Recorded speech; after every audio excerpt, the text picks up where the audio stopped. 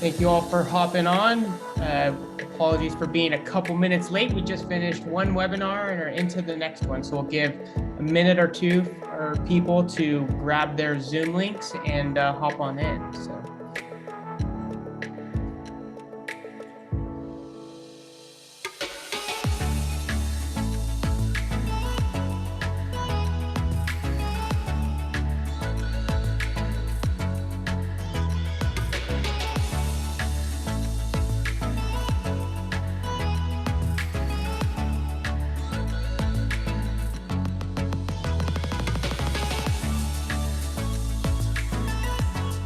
Just hopping in, we're going to give it about 30 more seconds and then we'll kick off. So thanks for bearing with us.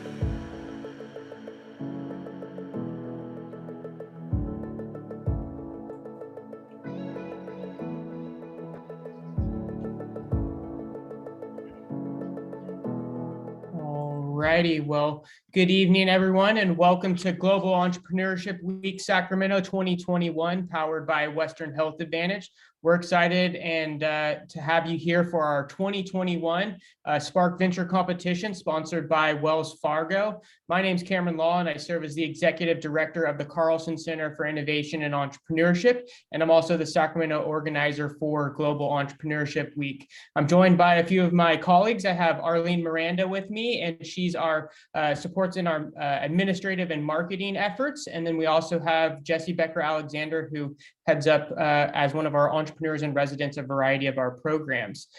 We at the Carlson Center serve as a regional hub and platform for providing approachable and accessible entrepreneurial education, community, and support to enable startup founders of all backgrounds to explore and launch their businesses. And we're on this mission to make innovation and entrepreneurship pervasive throughout the greater Sacramento region. And by doing that, really working towards this vision of making the greater Sacramento region a premier hub for innovation and entrepreneurship. And how we support entrepreneurs that come across our doors or our proverbial Zoom rooms. We work along what we call the entrepreneurial journey, and that's in three forms of discover, build, and launch. And Global Entrepreneurship Week falls under our Discover set of programs, really building those on-ramps and inspirational moments for students and community members to be inspired to take next steps on their businesses and get connected to the education and community they need to start. And so we, 3 years ago, launched this Spark Venture Competition as an early stage venture competition for Sacramento region startups. It's a great platform for one, to get their startups out there, but also to compete for some cash awards to help their ventures and getting going. And so we're really excited to bring this here to you today. And I would love to introduce Karin Woodruff to say a few words on behalf of Wells Fargo, who's our sponsor here for the Spark Venture Competition. So I'll stop my share and hand it over to you, Karin. Awesome. Thank you so much, Cameron. I appreciate the time just to say hello to everybody. Hi. Thanks to my partner, Brittany Gomez, who will be a judge from the Sac State branch, and she is a Sac State alum. So we're really excited to have her be part of this competition. Wells Fargo obviously believes that small business is the crux to neighborhoods and communities, and we really want to make sure that we build and energize the innovation and entrepreneurship spirit that Sac State provides. We've been partners with Sac State for many years, supporting financial education, student resources, their food pantry, and entrepreneurship, and this particular event. So we're so excited to be back and supporting all of you and what you're looking to do and accomplish. And we wish you all the best of luck, and just appreciate being here to say stingers up. Awesome. Well, thank you, Karin, for supporting our venture competition and just Sac State in general. We really value the partnership and the support, and especially our entrepreneurs here who will be reaping some of those benefits of your support. So our agenda for today, we do have 10 total pitches that will be taking place. So we have 10 startups, 5 from a for-profit track, and then 5 that are a social venture track, which are for-profit, but they have more of a social impact bent to their business. And so we have 6 amazing judges that will be scoring these 10 finalists who will ultimately be giving away the first and second place for both tracks. So how we're going to be divvying up those awards, so that $20,000 is going to be split 10 per track, and first place on each side of it will get $7,500, and then $2,500 for second place. And so as I introduce our judges, would love for them to just turn on their video and say hi and give a wave just so everyone can see you before we get going, and then we'll get right on into the pitches. So the first judge that I want to introduce is we have Ben Stokes. Ben is the founding partner of Chasing Rainbows and co-chair of the Start Out programming board. So if you want to just say hi and give a wave. Hi, everybody. How you going? All righty. Thank you, Ben, for being here. Next, we have Brooke Van Sant. Brooke is an associate at Moneta Ventures, one of our local venture firms here in Sacramento. Would you like to say hi, Brooke? Hi, everyone. It's nice to meet you. All righty. And then our next judge is Mariah Lichtenstern. Mariah is the founding partner and managing director of Diversity Ventures. So give them a nice wave, Mariah, and say hello just so they can see it. Hello, Al. Love the background. And next we have our next judge is Brittany Gomez, who is a personal banker at the Sacramento State branch and is an individual made at #SacState. So give everyone a nice wave for you there. Wave and a stingers up. There we go. Stingers up indeed. Love it. And then we have 2 final judges. So our second to last, we have Sadel Trabovsky, who's the CEO of Open Grants. And he's also the 2019 one of our award winners of Spark. So he was on this stage a couple years ago. Yeah. Hey, everybody. Righty. And then our last judge, we have Marcus Holen. And Marcus is a senior associate and investor at Black Capital. Hello, everyone. Excited to be here. All righty, thank you. So thank you to all of our judges for being here, and we look forward to seeing what the results come out. They will be working on a spreadsheet behind the scenes, so we can get you results at the end of the night. And so again, how our time's going to be going here is we will start with our for-profit track. So the order for today, we're going to have Juan from Fanalize, then we're going to have Renetta Jenick from Foodum, Errol Kalkin from Quake Logic, Taggart Neal from Tag Carts, and then Gherkin Sufi from Robata Solutions. And then we'll take a quick break since it's going to be a lot of pitching in that first portion. And then we'll hop back in for our social impact ventures, which will have Antoinette Banks kicking us off with expert IEP, Cameron Gallad from Just Check It, Liz Tang from MediMinder, Deepak Vijay from Synexus, and then Sean Broadenax from Pay It Better. So we're really excited to have all of these startups share their pitches and compete for cash awards. So without further ado, we're going to hop into our first presenter. So I'm going to ask Juan to take over the screen. You should have the ability to share screen. And again, it's going to be a 5-minute pitch followed by 5 minutes of Q&A that I'll moderate with our judges here. So feel free to, I'll start on you with that timer, Juan, and take us away. Thanks, Cameron. Hi, my name is Juan, CEO and co-founder of Fanalize. We're building the sports search engine and analysis platform to speed up research to help fantasy sports players and sports bettors win.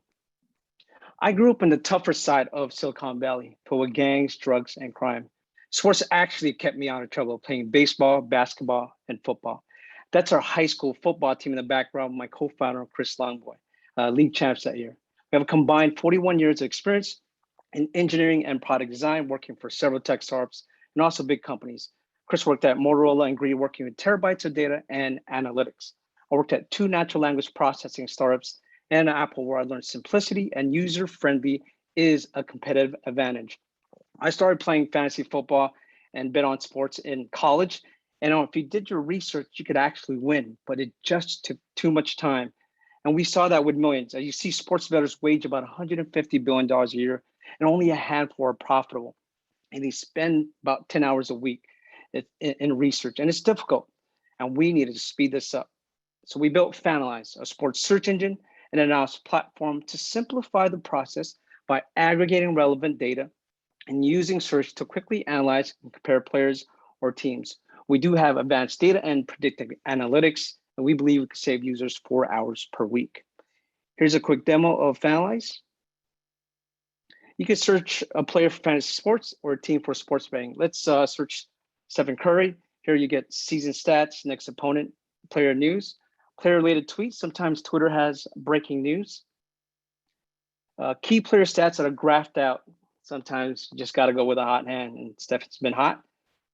And let's compare Curry with De'Aaron Fox. This is our patent pending comparison, a side-by-side analysis with all the data you need to help you win, and you customize this data to your preference. Everyone has a different way of analyzing data. We want a piece of the exploding sports betting market, estimated at $215 billion by 2025, with specific on research and analytics to reach about $2.7 billion by 2077. We believe in 5 years, we can reach 500,000 users paying $200 per year, reaching us to 100 million in ARR. Fanalize disrupt the sports data space, similar to how Google disrupted portals such as Yahoo, Alta Vista, and Excite by focusing on search technology, aggregating the right data points and giving that data to the user quickly. We could say we're the #1 fantasy sports search engine with the vision to be the Google of sports data. We've launched MLB, NFL, NBA, and cricket data. We're actually working with 8 Sacramento student engineers to launch Winter Olympics in 2022 and been testing out different marketing channels with market influencers, Facebook ads, search ads with Google. We've launched our mobile app with over 10,000 users. In the past few months, we've seen growth in revenue and user growth as well. To protect our IP, we have trademark Fanalize and 2 patents pending. We've established a partnership with DraftKings and now licensed in 6 sports betting states. We recently received a letter of intent with Aqua Bloom Sports Technology to launch in Asia. Does it work? Yes, it does. I'm in 5 fantasy football leagues last year, and 5 of the 5 leagues I made playoffs, and 2 in champions, became a champion. And last week, we're testing our algorithm for picking the right NFL team to win. We looked at the first half of the season and predicted the second half and got it to 89% winning accuracy. We're offering a free model to allow users to subscribe for advanced data with customized analysis and now getting affiliate marketing revenue. We have great advisors to help us succeed with, to name a few, Eric Glover, who built Ask Jeeves or Ask.com. And we know Mariah Lichtenstern, who's been a great advisor for me for a few years now. And David Metzer, who coined the phrase, "show me the money," when he was CEO at Steinberg Sports Agent. Raising a seed round of 1 million to get us to 650,000 ARR and 100,000 in monthly active users. We also want to use that money to get licenses to all the sports betting states. We just received 2 angels that wanted to believed in us and invested from Bet365. Let's team up to change how each fan analyze sports data. Thank you. Awesome. Well, thank you, Juan, for sharing Fanalize. Thanks, We'll Cameron. give you the virtual round of applause. It's never as easy to not have some claps after, but thank you for sharing Fanalize with us. So we'll now transition to the Q&A from judges. So if you want to raise your hand, I can bring those questions on in, or if you unmute yourself, then I can do that as well. All right, Sadell, you're the first one, so go ahead. Yeah, just a quick question. I've spent a lot of time in regulated industries. It seems like that might be kind of an existential threat to your business model is that you're in an industry that's, betting heavily regulated. What kind of things are you doing to prevent or sort of, protect your company and your revenue streams? And do you think that, regulations from what you've seen are headed in your favor or not? I mean, now, regulation of sports betting is huge. The first thing we did was make sure we're licensed to do affiliate marketing with any sports companies like DraftKings, FanDuel. So the first thing is really getting that license. We now have 6 licenses. I think, We have a couple attorneys on our advisory boards, which helps, and definitely looking at what will prevent us from keeping being in this space. So that's a good question, Sadell. All right, I think Marcus had unmuted earlier. Yep, go ahead, Marcus. Awesome. Hey Juan, great to Hi, Marcus. great to Good to see reconnect you. and see how much traction you've received and all the progress to date. So hats off there. Thank you, Marcus. Yeah, man. So quick 2 questions. One, curious, you mentioned you have 10,000 customers. Of the 10,000 customers, who's paying or how many are paying? And then in terms of a use case to the users, it seems like the data is a commodity in the sense that I could go on ESPN or all these other sites that give that data for free. So I'm curious, from a value add perspective, do you have advanced data analytics, access to other data points, or is it the way that you're actually laying out and enabling these side-by-side comparisons that you're seeing the users use the most to get most excited about? Yeah, so first question, we started our paywall maybe a few months ago and now got 150 paying users. So, we were pre-revenue when we talked to you, but now we're getting revenue. When we talk to users and what we see with the analytics, they like that side-by-side comparison, and we also provide advanced data through the subscription. And, we've aggregated the top sources for weekly rankings, weekly projections, waiver wire recommendations, and also sit and start. So they like the aggregated information and are willing to pay for that. Awesome. Thank you. Thank you. All right, looks like Ben has his hand raised. Yeah, hi, thanks. I just wanted Hi, to Ben. check about, hey there, how you going? I just wanted to check about your customer acquisition cost and what that looks like today. And then how do you feel like you're going to go to market and keep growing that with your 30% of the marketing spend as well? Yeah, we've been testing Google Ads. They got it to $1 per install. We've been testing also Facebook ads. I believe we got it to $3 install, and now testing search for Apple ads as well. We don't have it to a T yet, so we're just testing, but those are the numbers we have so far. And to grow, I think we need something more viral, something that we, and social media, everyone's an expert. So once they do an analysis on Fanalize, they like to share with their friends and family. So that's one thing we're betting on, is really sharing that analysis to help other friends and family win. Great, thanks. Welcome. Mariah. Hi, Juan. Good to see Hi, you. Mariah. Good to Hi. see you. Are you building in incentives for folks to share with their friends and family? For the affiliate marketing, we're testing that out. Yeah, we're if you invite friends, you can get a piece of our commission from DraftKings. So that's something we definitely have on testing right now. We haven't created a referral program yet, but that's in our roadmap. I think that'd be a good idea. Are you concerned at all that people are going to want to keep it to themselves? I mean, with their bets?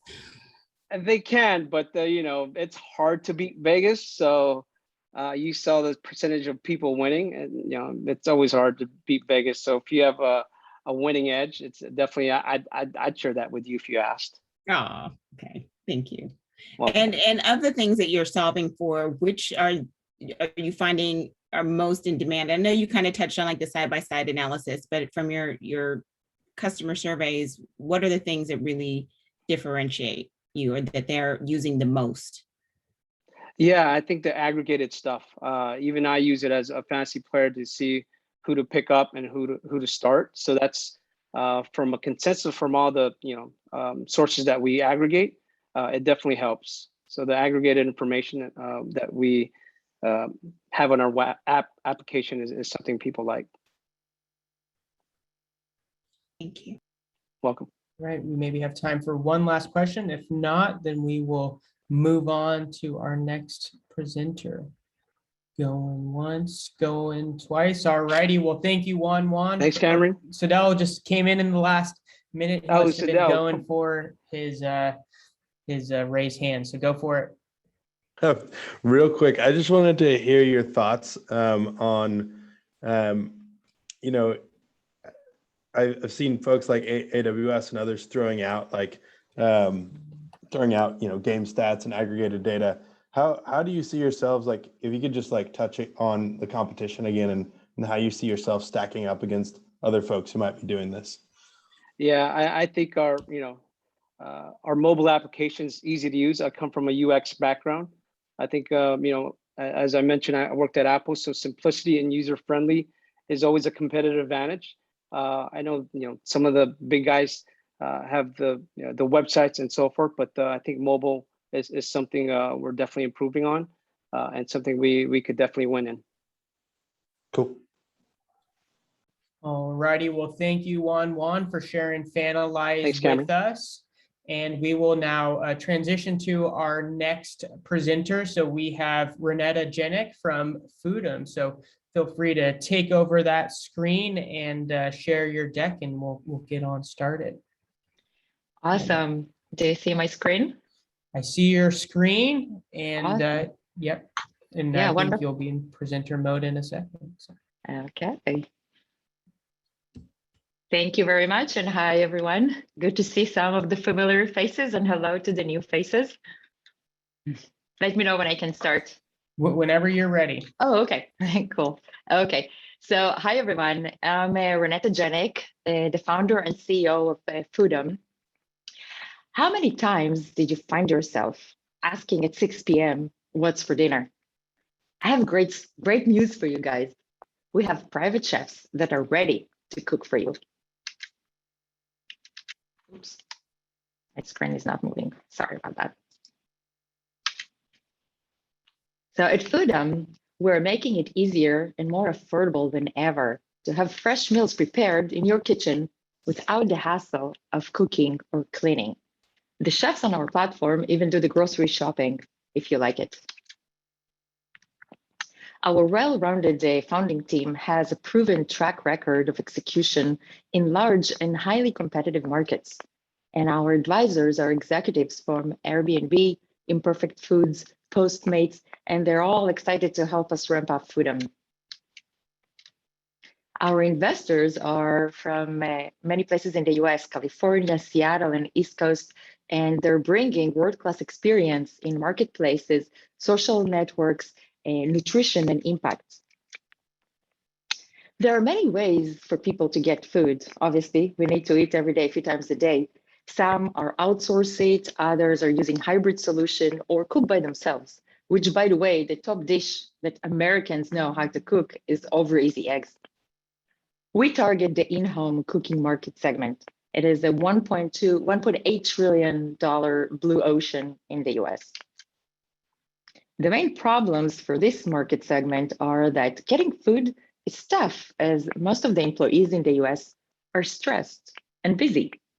Eating regularly out is expensive and not healthy. And in addition, an insane 1/3 of the food supply chain in the US is going to waste. How do we change lives?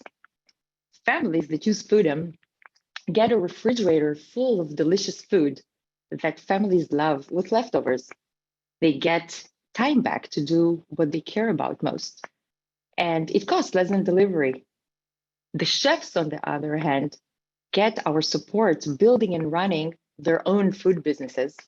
They enjoy flexible hours and work-life balance in a friendly family environment, which is very different than other culinary jobs they have. And they're making 2-3 times more than other culinary options. We're currently in a public beta. We've proven to be a painkiller to our recurring users with over 450 orders cooked and generated $92,000 throughout the pandemic for an in-home service. We're available in 2 markets, the greater Sacramento area and the Bay Area, and LA is ramping up these days.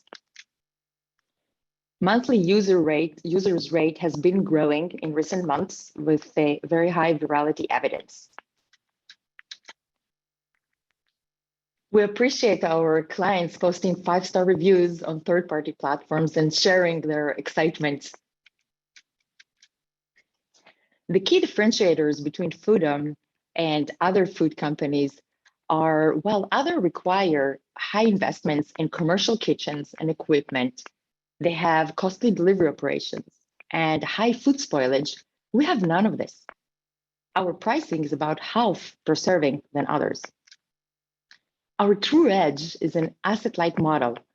We are activating underutilized assets, which are clients' kitchens, with no regulation. There are no big players in this space, and we invest in AP. We focus on network effects and creator and food pod communities to create defensibility and fast growth. We do to commercial kitchens what Airbnb did to hotels and Uber did to taxis. Why did I quit an AI director role at Intel to found Foodum? At the age of 12, my mom, unfortunately, my mom died shortly after we immigrated from Ukraine to Israel. Because my dad barely knew Hebrew, I stepped up and I helped with bills and other family needs. And my dad took over cooking and didn't let anyone in the kitchen. It was his kingdom. I grew up without cooking experience. I built Foodum to free myself from the guilt of not being able to express love through food and to free time to be more present with my family in the very, very busy life we have. So why now? Why Foodum now? Work from home is here to stay post-pandemic, and we're using delivery regularly is getting more expensive. And other companies already paved the way for this kind of service. Imagine a future where every household has an in-home chef and all travel rentals come with a private chef. And millions of cooking jobs are added to the passion economy. How cool would that be? And bon appetit, I'm inviting all of you to come and try us out. We have a lot of amazing chefs ready for you guys. Awesome. Thank you, Renetta, for sharing my Foodum with us. Definitely makes me hungry for sure. So thank you for sharing. So we'll now transition to the Q&A. Looks like Brooke's got her hand up, so feel free to ask the first question, Brooke. Hi, Renetta. It's nice to meet you. I was wondering if you could tell me a little bit about what you found about the types of customers who are hiring Foodum and the frequency with which they do. Yeah, absolutely. Thank you for the question and nice to meet you, Brooke. So from our public beta, what we found out that we're a painkiller for families with dual household income, with kids. They're busy professionals. They normally have house cleaning services, so they're already outsourced some of the services. And the frequency that they need help is normally once a week. Some of them, we had also even twice a week. Some are doing once every other week, but that's the average that we see. Great, thank you. Thank you. All right, I'm keeping an eye on those raised hands. Go ahead, Ben, and then Mariah.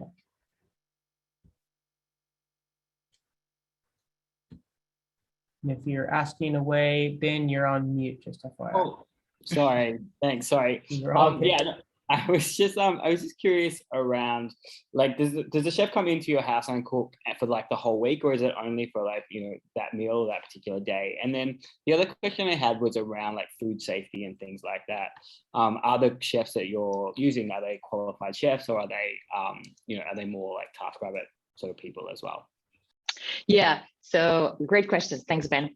So the chefs come and prepare food for the whole week, or twice a week, but the goal is meal prep for the week, so the families can free their time, do other things. And in terms of food safety, all the chefs on the platform are going through we're vetting each one of them very carefully, and everybody's going through background check. They all have to have a food safety certificate. They all have insurance, a general liability insurance.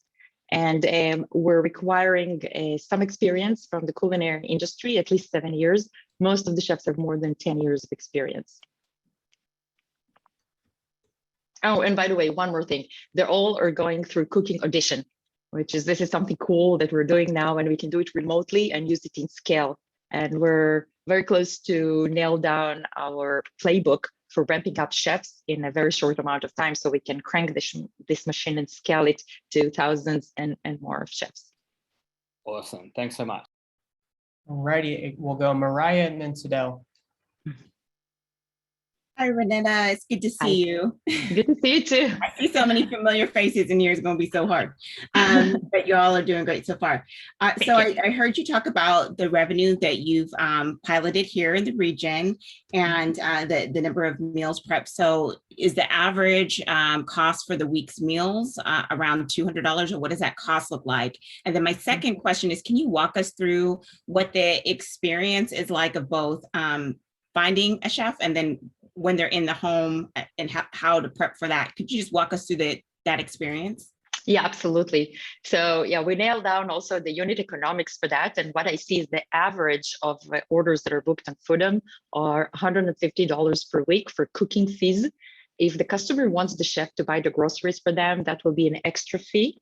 And then the groceries are whatever the cost is, there's no markup. So if it's $100, it's just purely $100, pay back the chef. And on average, the total, everything, if you add, including groceries, it's around $250, including the groceries. Although many customers prefer to buy their own groceries. So just FYI. The way it works, the chef, so when you own the platform, you have the option of either choose the chef or the platform will assign a chef to you based on your area and the time that you're available. I was surprised to find out that many people don't care which chef comes to them. They just want someone to prepare food for them. That shows me that it is the painkiller.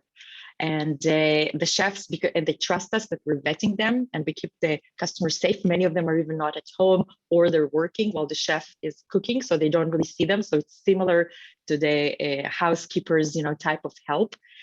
Similar trends to what we see here. When the chef comes to the kitchen, normally for the first time, the customer walks them through the kitchen and shows them where the pots and pans are, where the ingredients are. And then the chef just gets into the groove, cooks the food. When they're done cooking, they're putting everything in the refrigerator in containers with labels, clean the kitchen, leave it sparkling clean with amazing smell. And then click repeat. Yeah, click repeat. We have now, we launched a function of ordering a repeat order, and we got already customers booking us throughout February of next year, just reserving time slots on chef's calendars. It's so exciting. All righty, our last question for Renetta will go to Sadell. Hey, yeah, super excited to see you doing this, and very much a huge fan of what you're doing. I wondered if you could talk a bit about your competition in this space and what that looks like and how you stack up against those folks. Yeah, absolutely. So I'm very happy that we have a lot of competition in this space. So we have a company named chef.com. They raised $29 million recently, like last year, and they're helping open the market. They're solving the problem in a different way. So it's more expensive and less convenient, and they can't help families with special diets or with allergies. Their chefs are cooking at the chef's home and they're doing delivery. So for the company, there's a huge overhead of delivery. It's part of the cost, and it's an operation and cost. And for the chefs also, we're getting chefs from them that don't like the model. They're limited in how much they can make because of regulations. It's highly regulated space, what the competition is doing. I chose specifically a route that is friction-free, no regulation. Our homes, we can do whatever we want in our homes as clients.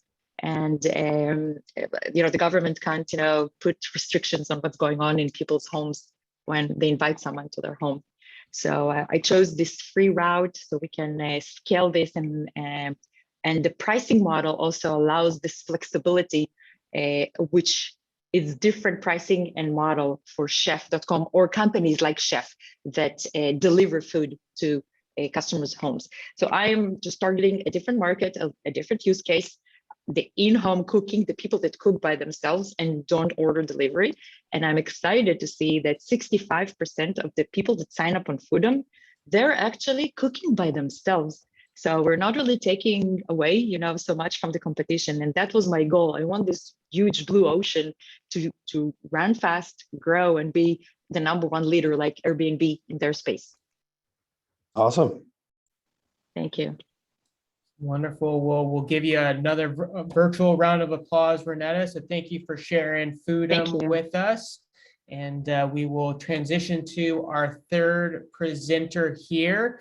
So our third presenter, we have Taggart Neal, who will be sharing tag carts with us. So feel free to take over the Zoom screen and share tag carts with us. And we'll start on you whenever you're ready.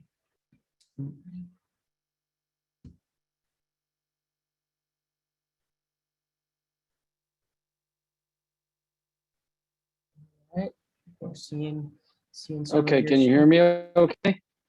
Can hear you well. There you go. We see your PowerPoint. Okay, thank you. Hi, I'm Tag Neal, founder and CEO of Tag Carts. It turns out a nurse's journey begins at a very young age. They become self-aware that they have a higher level of empathy and ability to care for others that most of us don't. They follow that intuition, they follow their heart on into the nursing profession to care for your family members and mine. I was lucky to fall into this industry almost 20 years ago now. I've sold carts into over 500 hospitals in the 12 Western states, started the #1 blog, Cart Advocate, had 12 employees at my other company, American River Medical, which is a reseller of other medical cart manufacturers and workstations. And I hold a certification in evidence-based design from the Center for Healthcare Design. And I'm a US Navy veteran. So Tag Carts is a diversified supplier for healthcare systems. What is a medical cart? A medical cart, Merriam-Webster published my definition as a mobile unit that optimizes the storage, mobility, and access of 4 things: supplies, equipment, medication, and data for the practice of healthcare. Crash carts, code carts, IV, difficult airway, computer workstation. These are all types of medical carts, and they're in every department on every floor of every hospital. This is important because just in our US market, the medical cart workstation cart total addressable market is over $4 billion. I know the space well. We have a plan ready to execute and lead that market, and we're excited about the other markets we're going to forge into. Patients need nurses, and nurses need carts. Medical carts save lives. The problem is today's carts are poorly designed and have inadequate power. Today's nurses have to monitor, manage, and maintain these mobile power systems, which require them to bend over, plug and unplug dirty cords off the floor, walk to nursing stations, swap out batteries, walk back, and wonder if the previous shift charged a cart or did not charge a cart. 8 out of 10 nurses report musculoskeletal injury on the job, second only to meat packers. The average lower workplace back injury is $35,000 per occurrence. And based on our research, this cumulative problem, right? If you extrapolate that beyond one nurse on a 10-hour shift across all the hospitals, it's costing the average hospital well over $1 million or more per year. Now with tag carts, nurses are no longer dealing with batteries, cords, and plugs. Nurse Jennifer simply rolls the cart up against the wall, as she already does, and it is now virtually docked and smart charging. Done. Back to the patient bedside, ready for care. Through our patented ecosystem, all the bed guards and handrails become smart within the hospital. It also allows for seismic anchoring and patent pending work surface wireless charging. The timing is perfect. So post-pandemic, 18% of bedside nurses retired or left the profession last year. The nursing shortage is huge. There's nursing fatigue, nurse injury, and healthcare systems are looking to improve their retention rates. They're looking for innovative products from sustainable companies, and Tag Carts is positioned to take advantage of that. You can see we incorporated in 2019. We had letters of intent. We pivoted with hero carts during the pandemic. And recently we've got our new cart. We got our first deal from the largest healthcare system, and we're now closing around to hit 2022 running. I know the competitive landscape well. All of these manufacturers and most of their leadership. Tag Carts will stand out with patent pending work surface wireless charging and cart docking, and offer both types of medical carts. Very proud of all our partners, but I love to highlight Tag Carts will be made by US veterans and Americans with disabilities here locally at Pride Industries. Just want to highlight 2 of our advisors, Dr. Karen, Nurse Giuliano, as she's known, has worked with Phillips Stryker, and she currently runs the College of Nursing at UMass. And my friend, Dr. Patricia Moore, Hewitt Design Mind of the Year. And she's heading up our home healthcare division as we forge into that very exciting new market. Here's some KPIs. This is just presenting our projections for our first initial hospital supply cart market. And we're really excited. We're doing more than selling carts. We're actually creating a brand and a movement with nurses. We have a capital offering now of 1.5 million to bring these carts to healthcare and generate our initial revenue. So where's Nurse Jennifer now? She's no longer dealing with battery cords and plugs. She's back at the patient bedside, delivering the care she was born to give. Thank you, and I look forward to answering your questions. All righty, well, thank you, Tag, for sharing Tag carts with us. So we will now transition to the Q&A, and we'll give you the virtual round of applause. So thanks for sharing Tag carts with us. So I will look for those Zoom hands, and we got one. We got Brooke. Will kick us off. Hi, I was wondering if you could give us a little bit of insight into the unit economics of producing these carts and what they're retailing for. Yeah, Brooke, I mean, basically the unit economic cost, I mean, that's somewhat proprietary. We're really focused on the lifetime value of our cart. We are pricing it above the other carts in the market, but our cost comes down through incentives, which most of the hospital clients we're targeting have, such as discounts for environmental preferred purchasing and discounts for sustainable procurement policies. So in reality, we're pretty much on par with the competition. Does that answer the question, Brooke? Yeah, it does. And do you need to install also the guide rails that do the automatic docking and charging? Yeah, so we have one specific acute model of that ecosystem, which will be like a 2 to 3 foot bar just for code blue crash carts. And our recent survey through UMass actually just found out that nurses reported spending an average of 15 seconds unplugging the code cart, defibrillator, suction unit, all before they even get it mobilized to the code. So yes, that would require an install, but we're also working with the #1 manufacturer of handguards, wall guards, and bed rails. And they're, of course, incentive to work with tag carts because they can sell smart rails instead of just regular rails now. Right. Okay. Thank you. Mm-hmm. All righty. Our next question goes to Sidel. Yeah, super exciting. Love what you're doing. My mom's a nurse, so I think she'd appreciate these. I would love to hear a bit of how you are tackling just kind of your procurement and sales strategy. Are you leveraging any programs, through the government contracting vehicles? How are you approaching that space, and who are your kind of initial targets? More like public sector or private sector? So initially, Sidel, thank you for the question. The low-hanging fruit is going to the clients, the Sutters, the Dignities, the Banners that I know, and I'm already in those account databases. So through American River Medical as a distribution partner, we're already in over 700 hospital account payable systems, which make it very easy for them to cut a PO to American River for tag carts. So that's for our initial traction sales. But long-term, we are positioning for government sales and utilizing our environmental product. So our plastic work surface top is made of recycled fishing nets and water bottles.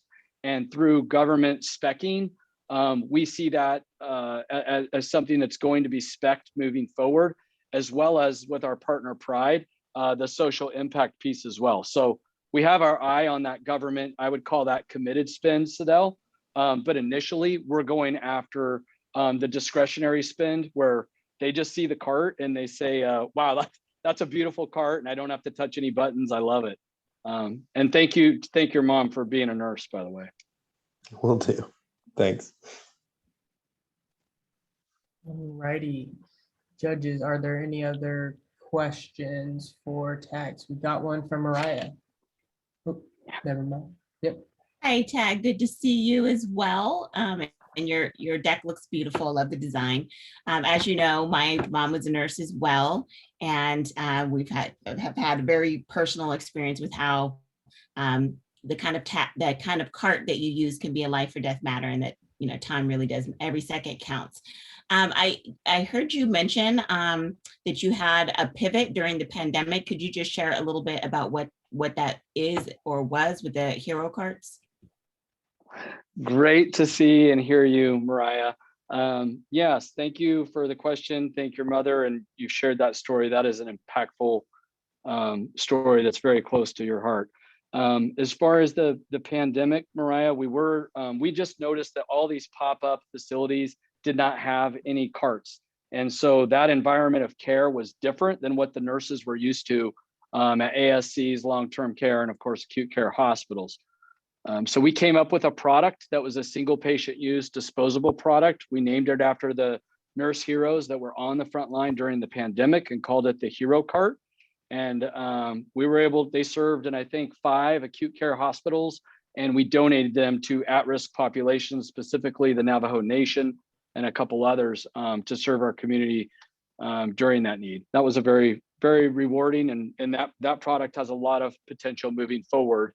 But I think, as you know, we're focused on just the initial traction of the product we have now, but we think we have something pretty cool with the patent pending Hero Cart.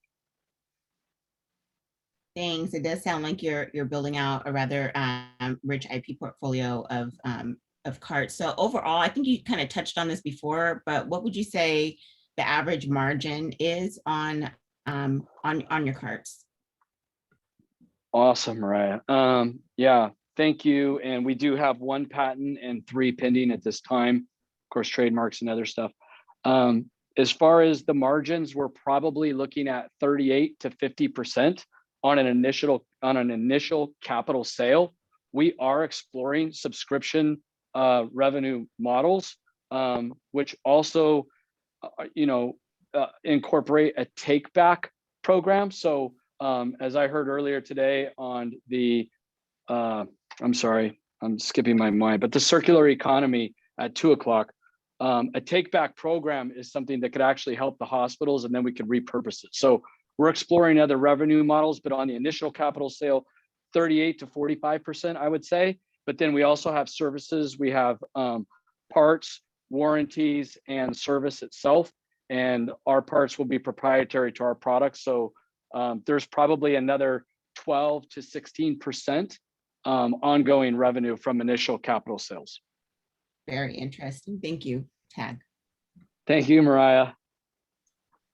All righty, well, that draws us to a close on your Q&A tag. So thank you for sharing tag cards, and we'll give you the virtual round of applause, and we'll transition to our next presenter. And so up next, we have Gurkan Sufi from Rivada Solutions. So feel free to take over the Zoom screen and share those slides, and we'll get started.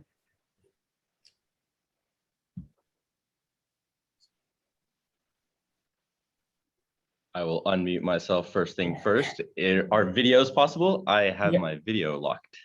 Your video is locked. Well, let me empower you to do that. You should have the powers that be.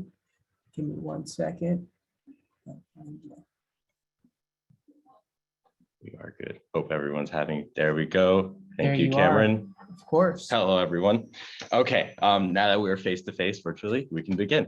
Hello, everyone. My name is Gurkan Sufi, CEO of Rivada Solutions, where we're helping patients achieve IVF success the first time.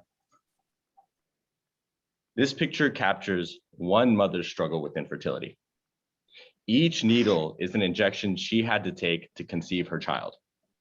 And every year, 1 million Americans are told this is the ordeal that they have to go through as well in order to start a family. However, only 7% of patients receive any sort of treatment.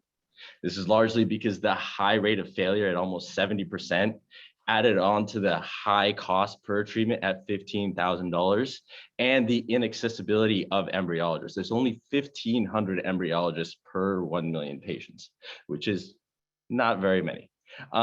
Now, for those unaware of the IVF cycle, The lab tests, medication, and gamete collection are done by a clinician, and the IVF and embryo transfer is performed by a embryologist. Now, the IVF and embryo transfer portion of things are very manually intensive and prone to human error. Before an embryo transfer is done, an embryologist is grading all of the embryos before actually transferring one. And this is where you get some variation between how embryologist 1 thinks an embryo is doing and how embryologist 2 thinks an embryo is doing. This stage of IVF and embryo transfer is where Rivada makes its impact felt.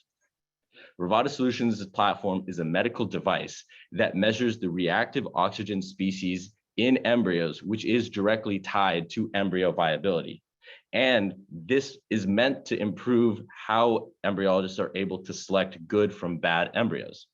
Furthermore, we're increasing the productivity of embryologists by incorporating automation, taking out that manual operation and using microfluidics to do that for us. And furthermore, standardizing the reporting of quality control metrics. This is great for large IVF clinic networks that have multiple facilities that they need to standardize across.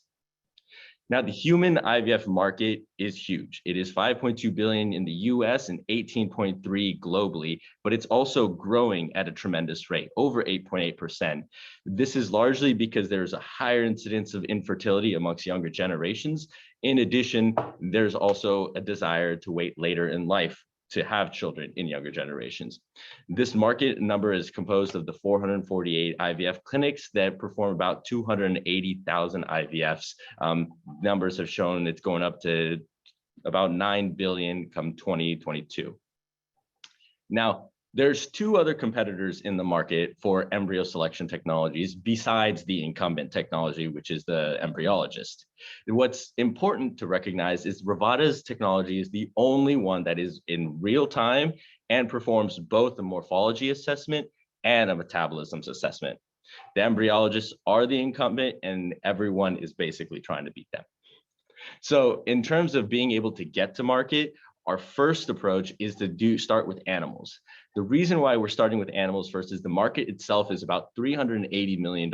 That's our opportunity. Then there's also no regulatory requirements to begin working with mouse embryos and bovine embryos, for example. And furthermore, there's long-term revenue options through licensing with these collaborators and these customers. Our traction is to date, this year, we've generated over 200K in sales, and we've increased the output, the IVF output for the mouse customers by over 20%. By reaching a 10% improvement in pregnancy rates for bovine, we will be able to increase the total market value by over 98 million. And this problem is mainly because when they transfer embryos and they don't successfully become pregnant, they lose money over that time that is required for housing and care, but also the loss of productivity. Furthermore, we're getting SBIR and government grants to support our translation of these fundamental technologies in animals into the human market. Our product timeline composes of us hitting our MVP in 2021, licensing our AI tools in animals by 2023, and by 2025, launching the medical device. This includes overcoming the regulatory hurdles of preclinical studies, IRB, and submitting a 510K. We are a class 2 device, which simplifies our process through the regulatory channels. Our business model is a hybrid. It's a hybrid hardware and software as a service. Essentially what this means is we have a one-time use chip, we have a monthly device lease, and we have a per cell volume-based cost. So if one customer uses 100 cells versus another processes 1,000, they're priced differently, even though they both used one chip and have the monthly lease. This platform is further being optimized by the reduction of COGS that we've had over the last 3 years, which compose of almost a 75% drop in costs for production and almost leaving us with almost 20% additional or 20% profit off of each chip sold. This is not including our software as a service revenue model. Our team is composed of experts who can produce the sensors in scale. automate the system and the functionality, and then test with customers and collaborators in the field and in our facilities. We're further advised by individuals who've taken lab on chips to market at scale, folks who have also commercialized these types of systems, and individuals who are intimately familiar with not only human, but all mammalian strains of infertility and reproductive issues. Once again, my name is Gurkhan Sufi. Our mission is to enable IVF success the first time. Please join us by following us online and staying up to date with our updates on LinkedIn. All righty. Well, thank you, Gurkhan, for sharing Rivada's solutions with us. We will transition to that Q&A portion, and we'll give you that virtual round of applause. So thank you for sharing with us. So I will keep an eye out. We got Sadell with the first question, and then we'll go to Mariah. Yeah, great presentation. I guess my question, the first thing that leaped to mind is, it sounds, you've got some kind of technical and other challenges, but as you're thinking through scaling up, I'd love to hear your thoughts around just what your supply chain looks like for the device and chips. And if, I know you probably are not even tackling that yet, but what are your thoughts on how that's going to look and what you're going to be doing to navigate some of the supply chain difficulties that exist in the world now? That's a great question. Actually, supply chain for medical devices is one of the most difficult parts. It's called ISO 12348. And basically what that covers is, how are we going to have traceability on every single aspect of our consumable and hardware all the way to production. So before we can actually start doing any sort of clinical trials and collecting human data, which we have the collaborators ready to provide the cells for that, the issue is we have to have the production. So this is very tuned into the problem. What that's going to end up looking like is, essentially there's semiconductor foundries that are able to produce these, that have that type of ISO clearance. Furthermore, we're going to have injection molded parts. We anticipate this being about an 8 to 12 month process after our seed round to be able to start getting these fundamentals in place, and also to have the traceability in place, which also requires having the system of checks and approvals. So this is the first issue to address before we can actually move into testing. Right now, the way we produce all of these things for our animal tests and for our customers are all in-house. So we microfabricate our sensors at a semiconductor fabrication facility, a $30 million facility at UC Davis. We also create our own parts with, actually the microfluidics are cast ourselves in a very sleek little proprietary system that we've created to be able to scalably produce PDMS, something that most folks have said is impossible. And one of the reasons why we use PDMS is because it has given us the ability to keep embryos alive for long duration, something that people said was not possible with microfluidics.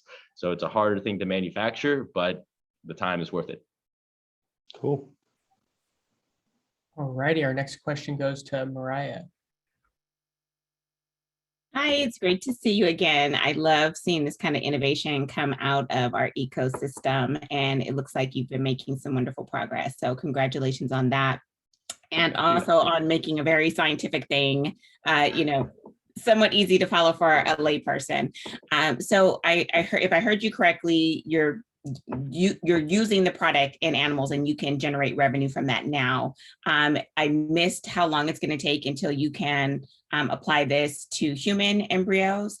And can you just reiterate, if I missed this part as well, like your go-to-market strategy? Are you going through doctors? Are you doing some consumer outreach, direct to consumer? Love to hear more about that.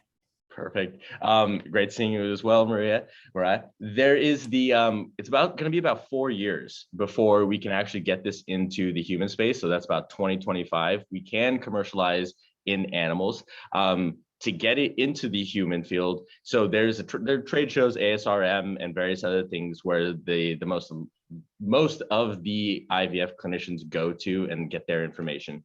So our goal really is to start using this animal data to generate white papers demonstrating the impact, because almost all IVF-based technologies, assisted reproductive technologies, have started in animal husbandry, including cryopreservation, so egg freezing, ICSI, the one where we inject sperm into the cells. All of them started in animals, and they get their validation to go into humans that way. So what our go-to-market strategy is to basically get the validation from the animal husbandry industry. For example, one collaborator that we have, what they do is they use bovine cells, cattle cells, to train human embryologists. And so we would have our device in that facility basically fact checking if these students are doing their sorting correctly, but they're learning about the system in the meantime. So when they're in the workforce, they will see Rivada's technology several years later. So our go-to-market specifically, though, is to pick very specific clinics in cities and give them that regional control over the technology, and ultimately driving masses to these few clinics that are able to basically service customers with this technology. So there would be exclusivity provided on a regional focus for various IVF clinics so that they can go ahead and basically increase their revenues because of that 4x productivity. Alrighty, well, I think that brings us to time on the Q&A. So thank you, Gherkin, for sharing Rivada solutions with us.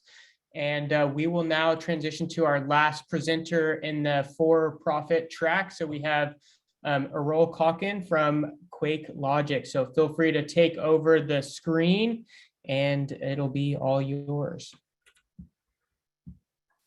All right. Well, good evening, everyone. Thank you so much for your time and attention in advance. I'm so sorry for being late. I had an emergency, family emergency. Anyway, I'm happy to make it, at least even being the latest one. So today, I'm going to talk about my company, Quake Logic. I'm the CEO and founder. I started in 2019 after working in this business for 16 years with California Geological Survey first, and then US Geological Survey as a research engineer. So I'm going to start with what happens during a disaster. So the Quake Logic is a software company, right? And we do sensor data monitoring. So like imagine that there's a major earthquake happening in the Bay Area, right? So we have a lot of hospitals, a lot of critical infrastructures, bridges, the tunnels, and immediately after an event, the people panic, right? So they don't know what to do, whether the structure is okay. They see all the non-structural component damage, the stuff is falling down. And at that moment, most of the time, they tend to give the wrong decision. So if it's a hospital, they tend to give the wrong decision for evacuation. So this happened before during the Nisqually earthquake in Washington, that the Navy hospital is actually evacuated with a wrong decision, right? So this is basically, the why we started Quake Logic. So there are a ton of, the buildings, bridges, the hospitals instrumented, in the US, as well as, the globally, right? So most of the data is collected just for the research purpose, or, somebody can evaluate them later. So there is no real-time data processing tool available. So what we did, after 16 years of, the research, we created the most comprehensive and the most flexible, the software that does, the structural health monitoring for infrastructure, right? So this is totally cloud-based, the AI powered, and then we send instant alerts, and everything is, the real time. So this, we created the most robust software. There is no any other company has the similar capabilities, what we had. So everything is, fully autonomous. So as soon as we detect any anomaly, we send notifications. We put together a very comprehensive report, and we also do earthquake detection. So we are not only monitoring the structure, but we are also monitoring the earthquakes around the structure. So this way, whenever there is an event happened, we immediately notify the user. So our product is way behind, way above the MVP. So it's fully, fully proven, fully developed. And, despite the COVID situations, actually, we are doing very well, globally. And our major objective is, protecting lives, right? The disaster happens, not necessarily the earthquake, the hurricanes, the floods, landslide, avalanches. So any kind of, the disaster, our software can able to, monitor the sensor data and immediately notify, even sometimes before the things happen, right? So another objective is reduce liabilities for businesses, organizations, and at the end of the day, we're trying to save the money. In terms of technology, we are like fully software company, but we work with all the hardware, the companies. So we created very universal translator that our software does not rely on just a single hardware, right? Or just a single vendor. So our software is, globally basically working with all the digitizer, all the data loggers, all the sensor systems available in the market. We have an excellent, the front end that the user, be using. And we have a very, very robust, the backend, doing all the processing. So I want to talk about, our pilot. In 2019, we got a joint, venture with Georgia Tech and University of Nevada, Las Vegas, and then we did instrumentation and also monitoring for the world's largest, the concrete arch bridge in Nevada between Reno and Carson City. So the system is, up and running. We've been doing monitoring on the structure, and after that, we started actually monitoring, the dams around the globe, in Mexico, in Portugal, and we have the buildings. We have other structures in Turkey, and right now we are working with the world's largest suspension bridge. We are putting our system for the earthquake detection. In terms of the market size, structural health monitoring was in 2019 around $8 billion globally, and in the projection is $23 billion in 2027. And we are very few companies that actually providing the very robust, the software solution for data processing.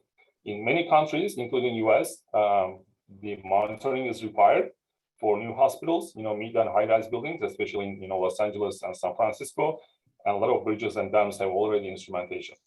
So increasing government initiative and the private sector is basically boosting the market, right? So when you think about the applications, it's limitless. Our initial focus is, hospitals, bridges, dams, the wind turbines, and as you can see, there are a ton of other, the opportunities, including, the mines, and we are also extending our, capability, because at the end of the day, what we do is sensor data monitoring, and one of our partners is Airbus Group company, Testia from Germany. So with this Airbus, we are actually expanding our monitoring capabilities for green energy, including, the monitoring hydrogen tanks, monitoring, the wind farms, as well as, the ship. So it's basically the structure of the ship, right? To make sure that, there's no cracks, there's no deformation happening on the hull of the ship. So that's basically the direction that we are going. So our competing, when you look at the competitors, most of them are the hardware companies, and they try to, put together a software as well. But because their main objectives are the hardware, their software is quite lacking. So none of them has the same capabilities that we have. Well, I'm going to have to cut you off there for time reasons. So I appreciate you sharing quick logic with us, but we will transition to the Q&A portion. I always hate to have to be that person, but nonetheless, we'll keep on that. So we'll give you the virtual round of applause there, and we'll hop into the questions, which we got one from Brooke, and then Mariah, and then Marcus. Hey, thank you so much for developing a product like this. It seems like a really great gift to society in a way. And I'm wondering who your customers are. Are they the individual institutions that have these large buildings that need to be monitored, or is it only government contracts for bridges and things like that? I just want to understand the customer diversity. Yeah, sure. So the customers are the businesses, individuals, and also organizations and government as well. For instance, we have a project with the ETH in Zurich, monitoring one of the Swiss railway bridge. So this was like a project coming from the university.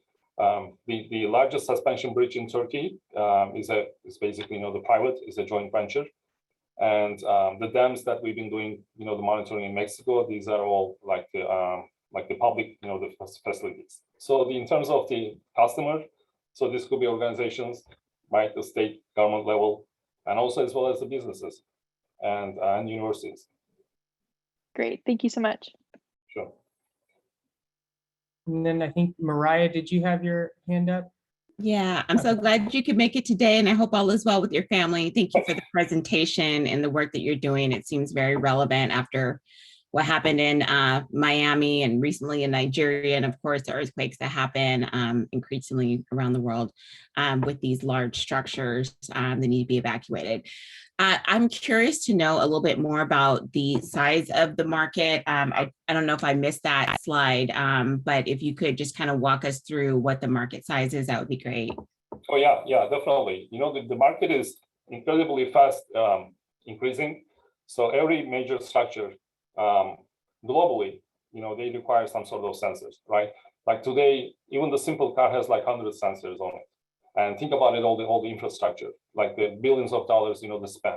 So in China, like every large bridge that they build, they require, instrumentation. And same thing with even like third world countries, like in Peru, every hospital requires, instrumentation. So the instrumentation itself is not sufficient, right? You can put all the sensors in the buildings, hospitals. At the end of the day, you just need a software to do all the data analysis and processing. And if something goes wrong, immediately notify. So we definitely having a lot of inquiries like globally, not only like the US, around the globe. So we have 16 the partners right now in 16 countries, and we are expanding that very, very fast to reach basically all the global market, because there's no other software available that the same capability that we have. Thank you. All righty, our last question will go to Marcus. Boss, thanks for the presentation. Great job. And as everyone said, this is a very pressing problem. So it's great to see what some solutions look like. Very curious to know, I think you said you had launched your first pilot back in 2019. So what does traction look like to date? And then also, what does the sales cycle look like, given the unique profile of customers you're going after? Oh yeah, we actually the reason we are growing fast, we immediately approach all the hardware companies that they are producing the sensors and selling the sensors to their clients. So they try to like when they see the capabilities of our software and how well established, especially the front end, how it's easy for the user to use, and they we started sending proposals together with them. So whenever they have a project, they are the one providing all the hardware, and we are the one providing the software. So we work with the Trimble, like $1 billion project, the company. Same thing with the Airbus group company. So these guys are providing all the hardware, and then we are providing the software solution. So in terms of the traction, so that's why these big players reaching out all the big projects, and we are the one supporting them in terms of the data processing. So and the same thing, we immediately approach all the representatives of all these like big companies as well, like globally. That's how we reach out basically 16 countries having the partners. So that's kind of like our strategy to to make this business bigger. We got one big project with Trimble in Mexico for a tailings dam monitoring. We got another the project with Raftec, US company, in the Morocco. So these are all like the major projects. So we are working with another one with Testia in Azerbaijan. So and then these projects, like the dollars amount are getting bigger and bigger because we are hitting the larger the larger projects. Thank you. All right. Well, thank you, Errol, for sharing Quick Logic with us. So we'll give you the virtual round of applause. And that will take us to, we're going to take a quick 3-minute break just to give the judges a minute just to tabulate some of their scores for this first track and get us geared up for the last 5 presenters. So our last 5 presenters, we will go with Antoinette Banks from Expert IAP, Cameron Gilad from Just Check It, Liz Tang from MediMinder, Deepak Vijay from Synexus, and Sean Broadnax from Pay It Better. So we'll be back. Let's be back at 7:19, and we'll get started with Antoinette. So I'm going to share some screen here, and I'm going to play a little bit of tunes just so we can grab a quick break.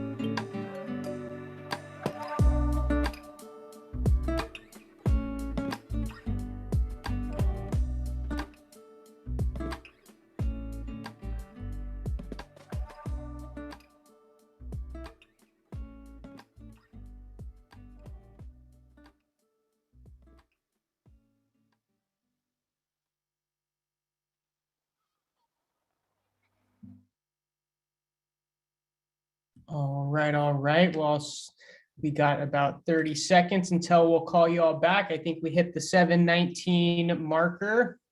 So hopefully everyone got refreshed for this next half of presenters. So I'm gonna stop sharing my screen and I will see if Antoinette is here. Looks like she's here and ready to rock.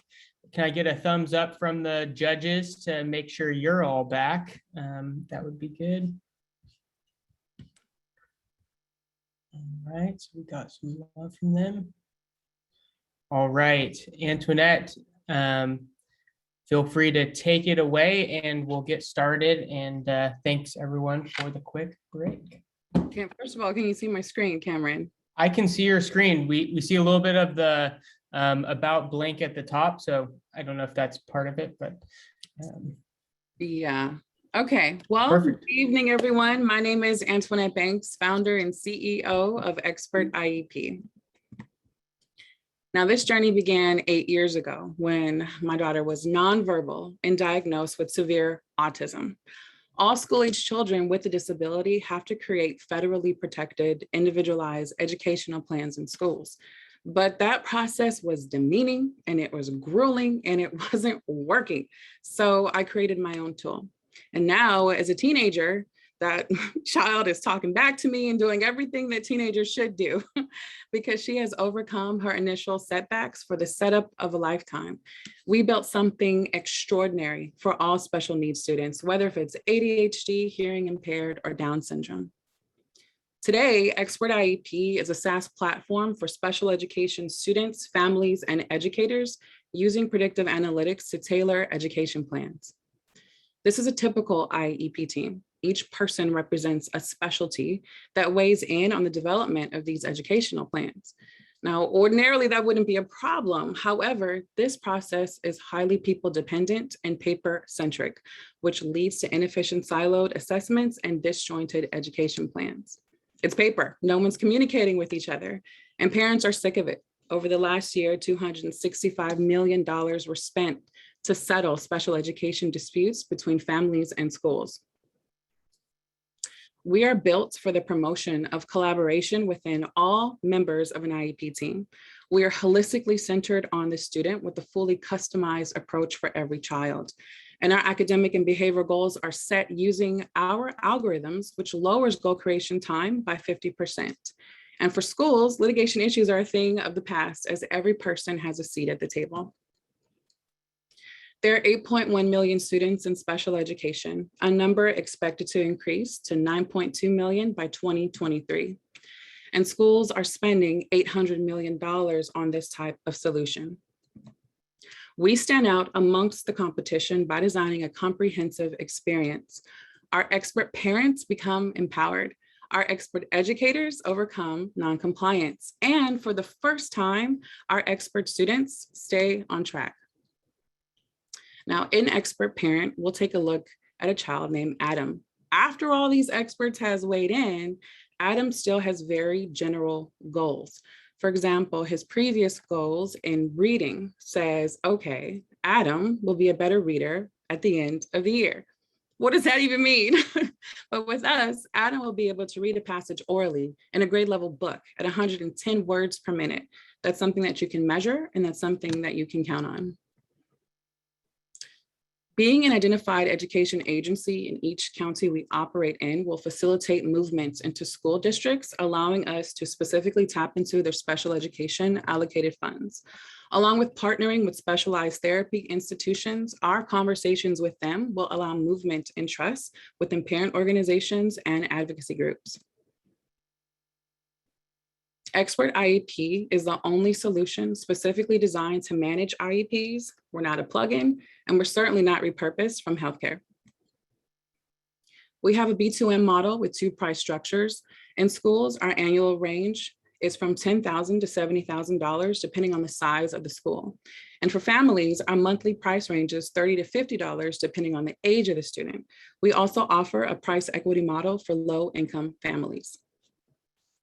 We're not only committed to impacting education, but also sourcing and employment. We do this by hiring parents of special needs students, and we seek to employ neurodivergent individuals in key engineering and development roles. Strategically, we have letters of intent from 2 school districts and research institute. We won in our UC Davis Accelerator and won in the social entrepreneurship category of the 2021 Big Bang competition. Right now, we're going through the IRB approval process in partnership with the Mind Institute, and we just presented during Stanford University's Neurodiversity Summit. Since writing my book, Better Than a Diagnosis, I've been able to build a deep network of parents and educators. In fact, this team you see before you has a combined 25 years experience in special education, data science, and research methods.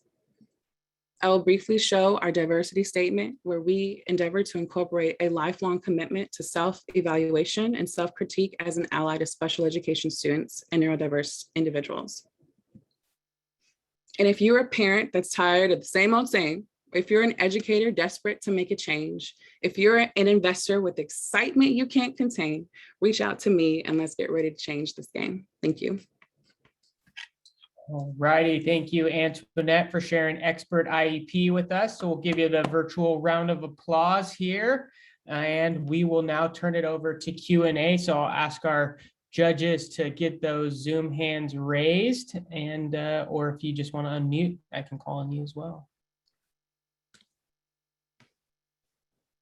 Any questions for Antoinette? All right, there we go. We got Brooke and then Sidel. Hey, Antoinette, this is a great product, and you know, I have family members who are both neurodiverse and teachers, so I can definitely understand the struggles that they have, you know, on both sides of the IEP process. I was wondering if you have any metrics around time savings for educators. Does this process, you know, save time for them? Do parents, you know, save time, or is this kind of like a quality thing where you might spend more time on it, but the result of the product is higher quality? It's both. We're lowering time that's spent on developing these plans because everybody gets to weigh in on what exactly is going on. So we're estimating about 3 hours per day saved for educators. And for parents in general, they don't have to go to the meetings if they don't need to. So we're saving them and helping to just do a lifestyle change for them. That's an awesome time savings. Thanks. Thanks. All righty, Sidel, you're next. Yeah, I love anything that transforms a terrible government paperwork process into something awesome. So really, you know, hats off to you. This is incredible. I'd love to hear, you know, what your strategy looks like in terms of engaging government and, you know, securing, you know, financial support for this system. It seems like something to be really ripe for that, and love to hear your thoughts on how you're approaching just basically your market and procurement of your platform. Well, we're in a revision and review process right now, looking at an NIH grant. I can't say much about it because I don't know where this video is going, but yes, we are looking after different types of grants that help support the development of this type of tool for specifically for special education students. And I should probably talk a little bit more with you then, right, Sidel? Probably. Great connection. Oh, go ahead, Sidel. Oh, I was just going to say, congratulations. This is amazing. Love it. So. Thank you. All right, we got maybe time for 1 or 2 more questions. Ben, yes, please take it away. Yeah, well done. That was a great pitch. I'm just curious around like about the gamification and reward features that the students themselves are actually looking at and going through. I just wondered how they work and how they operate and how they sort of go into the overall care plan as well. Thanks for asking. So students have to look into what they're responsible for to make sure that they hit the grades. And in addition to that, they have all of these academic and behavioral goals that could be speech goals, occupational goals. And I think what sucks the most is that after a student is so weighed down with having to hit those goals, no one rewards them. They just say, okay, good job, keep going. And so we are intentionally designing this to have gamification and reward features. So every time a student hits those goals, they get encouraged. They get to have whatever incentives to keep them kind of encouraged to say like, listen, I can do this. It's not a big deal. And moving forward. So I guess particularly we're looking into partnerships that sort of subscribe to neurodiversity In general, we're talking with Target since they have their whole line that helps support neurodiverse individuals like tag-free, different things like that. So we're hoping to employ that as an incentive to keep them going. No, well done. Well done. Yeah. Thanks, Ben. Ready, go ahead, Mariah, and you'll have the last question. Very good to see you, Antoinette, and great job. It was really nice to see the product and how it's evolving. So congratulations on that. So I'm curious to know, I know this is impact oriented, obviously, but is this a not-for-profit or is it a for-profit business? And just give us an idea of how you see it scaling. Yeah, it is for profit, but with a social heart. We see scaling first for our families and a consumer product, and then also into the school districts and kind of scaling those simultaneously. We're also looking forward to a further deployment in our consumer app to developing how can we have therapists come in. So if parents need respite care providers or speech therapists to come straight into their home, they can just book that through. Thank you. You're welcome. Awesome. All righty. Well, thank you, Antoinette, for sharing expert IEP with us. So we'll give you the virtual round of applause there. Thank you. And yeah, thank you. And we will now transition to our next presenter is going to be Cameron Gallad from Just Check It. So if you want to take on over the screen, and it'll be all yours. Yeah, definitely. All right, 1 second here. Apologize. Awesome. Well, hello, everyone. I'm Cameron Gallad, and this is Just Check It, a legal service startup striving to provide better access to legal information and representation. To understand why we're here, let me tell you a little bit about why we began. Most of my childhood had been surrounded by legal battles. Years ago, my family fought in a lawsuit because of a construction defect that caused toxic mold in our home. Not only did this affect our health, it was extremely hard to get legal resources and good representation. I'd wonder why it was so hard for people to get the help they actually deserve. And I had realized my family's not alone. According to Legal Services Corporation, the 3 biggest problems Americans face when dealing with legal issues is that they aren't sure their problem is a legal one. They're unaware what resources and help exist, and they actually end up struggling with these issues themselves. So as we began looking at the legal ecosystem across the board, it's very clear the main needs to increase accessibility of reliable legal representation and information using technology. In an effort to solve this, I founded Just Check It, a legal marketplace with a mission to empower communities to seek the justice they deserve by providing better access to legal information and services.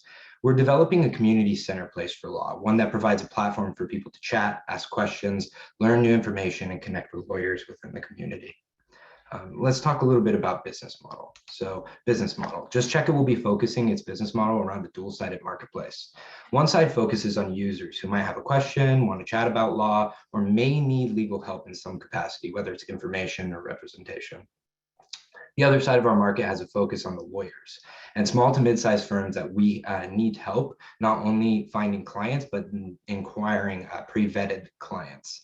The goal is to allow our users to obtain enough baseline information, either through posting or searching through our forum responses, to confidently diagnose their issue.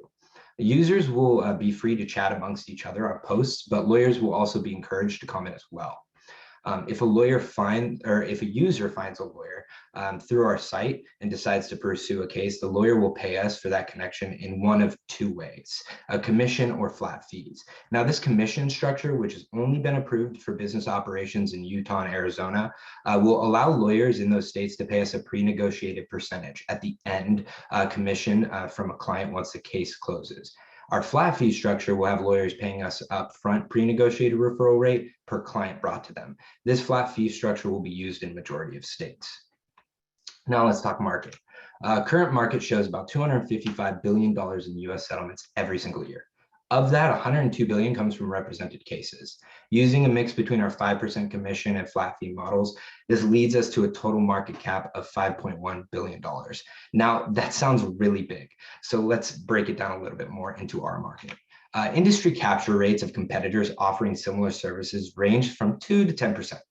Using a 2% capture rate assumption, our obtainable market amounts to $102 million in the US. We will begin our initial focus in California, as well as Utah and Arizona, due to their open legal structure for non-lawyer based businesses. Applying a 2% capture rate to our market of just these 3 states gives us a total revenue expectation of about $21 million for our initial product offering. Now let's talk competitors.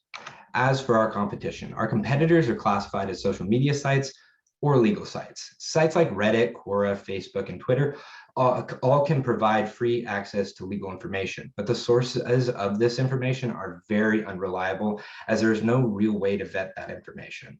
Our legal site competitors like Rock a Lawyer or Law Guru offer reliable information, but answers from lawyers and the ability to connect with a lawyer are often behind a paywall that make accurate assistance unobtainable for some. We aim to provide access and reliable legal information and connections, unlike our competitors. The legal industry is yet to see a true centerpiece that focuses on both the client and the attorney, and this is where we plan to come in. Now, as for our founding team, the founding team has combined 50 years of experience in tech, legal, and analytics companies. I, as CEO, have built experience in both public and private sector legal work, as well as built up experience in business development. Ryan's led a career in strategic pricing and revenue maximizing efforts for multiple industries. Jackson's experience as a construction estimator and project manager helps him create realistic financial projections and growth strategies.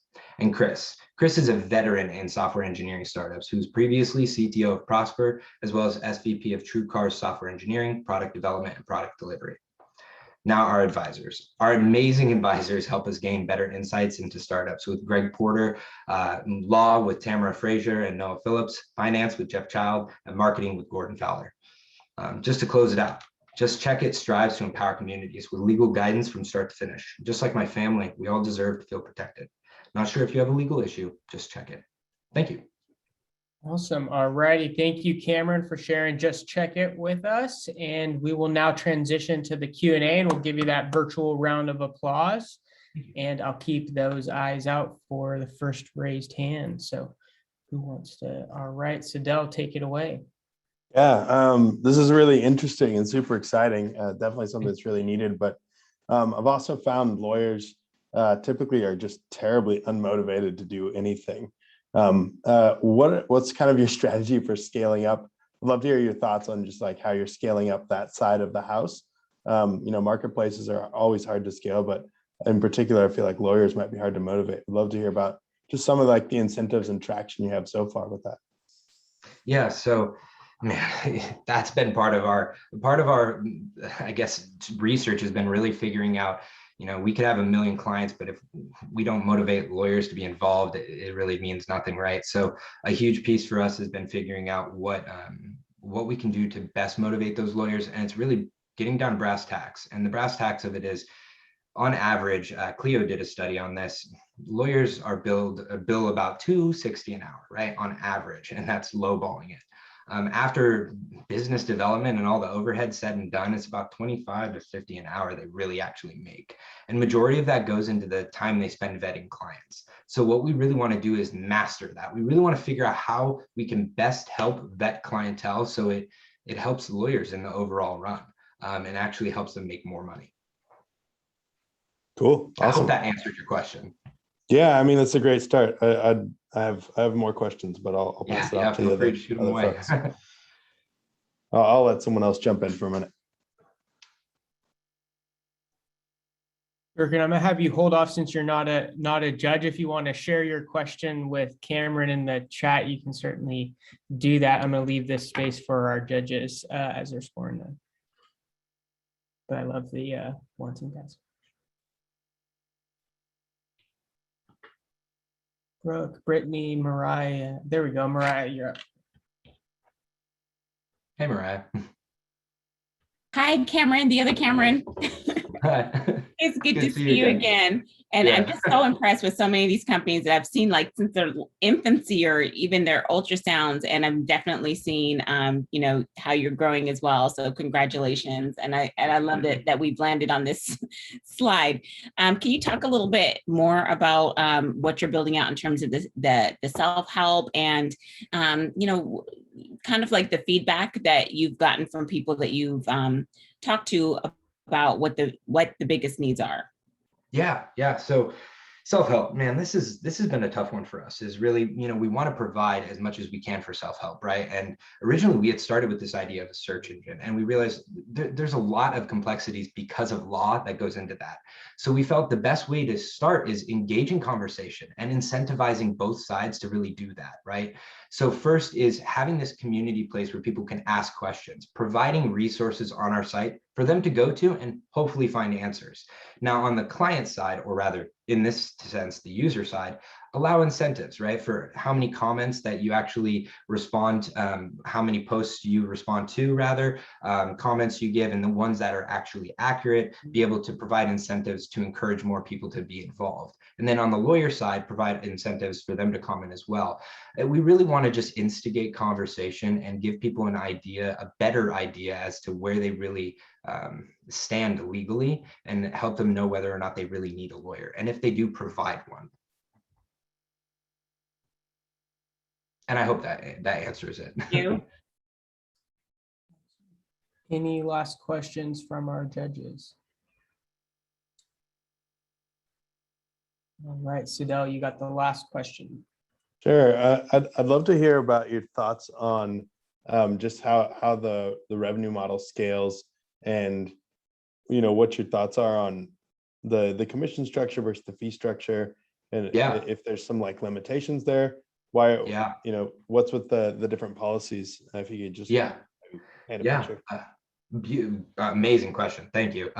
So just to give you an idea, I guess, as many of you may have already heard me say a million times, but for the new people here, is really this rule, this rule 5.4 that's out there is crazy. It stops non-lawyer entities such as ourselves from working with lawyers, right? Getting these referral fees. And it's something that states are finally, with the added of technology now, they're like, okay, we need to get rid of this rule. It's more of a blockade than it is really preventing any bad, right? So what we are looking to do is operate in the states where we can get referral for a referral commission for referring clients, right? But some states aren't yet there. California is at the cusp of changing the rule, but until that happens, we have these options for a flat rate fee. Now, how we want to do it, we've been really figuring out what's going to be the best, because we don't want to be a subscription based like a lot of the competitors that is this normal flat fee. So we're kind of going to be looking at implementing a variable fee structure, right? Where you go in the first month, you're not charged anything at all. Then we start analyzing and charging for the month prior. Up front though, it kind of is a good loophole for us when it comes to commission, and it helps also the lawyers not be charged as much. So it's kind of pay as you go in a way. And there's a lot more complexities to it, and I could really dive really deep in it, but I don't want to go over, but I'd love to connect and talk more with you about it. Yeah, no, it sounds great. Love it. Awesome. All righty. Well, we'll give you a virtual round of applause. Cameron, thank you for sharing Just Check It with us. So we appreciate you presenting. Thank you. And we will head into our next presenter. We have Liz Tang from MediMinder. So feel free to take on over here.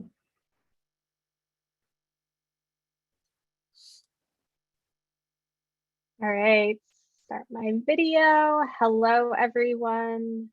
Can you see my screen? Can see and hear you. You're all perfect. set. Awesome. Well, thank you for those of you I have not met. I am Liz Tang, the founder and CEO of EpiReminder, where we ensure life-saving medications are never far away. In October of 2019, 16-year-old Emma Fouts went to her homecoming dance. Emma was a cheerleader, a huge Ohio State Buckeyes fan, and in many ways, just like the normal American teenager, except for one thing. Emma has severe food allergies to chicken and eggs. She had been prescribed an EpiPen, but had never had to use one. So the night of her homecoming dance, decked out in her fancy dress, she left her EpiPen in the car. We don't know exactly what happened next, but she did have a reaction. And as she ran out to her car, she collapsed, stopped breathing, and ended up in cardiac arrest on the way to the hospital. Emma didn't end up surviving, but her life was drastically altered. Today, instead of working on her tumbling goals with her cheerleading squad, she's working on lifting her legs on command. Emma survived, yet these people, since her tragic accident 2 years ago, have not ended up surviving under very similar circumstances. And I worry daily that this could be the fate of my 5-year-old son. He shares one thing in common with Emma. He has a severe allergy to eggs. When he was just 1 year old, I had the opportunity to give him an EpiPen. And I say opportunity because while it was one of the hardest days of my life, watching my son struggle to breathe after having a bite of a muffin that had egg baked into it, I used the EpiPen. It worked, and I was forever grateful for having access to this amazing device. Never again do I want to leave it behind. I want it always with him to keep my son safe. And it's not just me. It's not just a few people. 1 in 13 children in America has a food allergy. I'm guessing that at least a couple of you that are here tonight have food allergies. If that's one of you, feel free to jump in the chat. Let me know who you know that has food allergies, just to prove how pervasive these are. And by the time I finish this, 2 people in the US will go to the hospital for a severe allergic reaction. In total, 32 million Americans have food allergies. The global epinephrine autoinjector market is valued at $2 billion and growing at 15% annually. For those unfamiliar with what an epinephrine autoinjector is, Hannah on the left is showing off the brand name EpiPen, and Sarah on the right showing the Auvi-Q. It's an easy way to administer the very cheap drug epinephrine. So what is the problem? Well, we're human. We are juggling a lot of things and we forget things from time to time, but this is something that cannot be forgotten, not once, because that could be the time that's a life or death situation. The medication is also fragile. In the hot weather, it degrades. In the cold weather, the auto-injector can get damaged. And even if we take really good care of them, we still have to replace them annually. If you're lucky, you might get a set for $100, but they can be much more expensive than that. Finally, for those of us managing young children, more caregivers is just more opportunities for us to make a mistake. Babysitters, teachers, nannies, all have to keep it close when they are in charge of the child. And this is the best solution right now. This is an actual picture of my garage door. Low-tech solutions are the only thing out there at this time. And it's time that we bring a 21st century solution to this 21st century unfortunate growing problem. And so that's why I built Epi Reminder. The Epi Reminder app will remind you if you've left it behind. It'll let you know if the medication gets too hot or too cold. I've talked to hundreds of food allergy families struggling to manage their EpiPen, and I've built this app to ensure that all situations are accounted for. Those of us with younger children will be able to manage all their caregivers and manage who has it at any given time. For those with older children, they'll be alerted when the kid forgets, or maybe with teenagers intentionally neglects to bring it with them.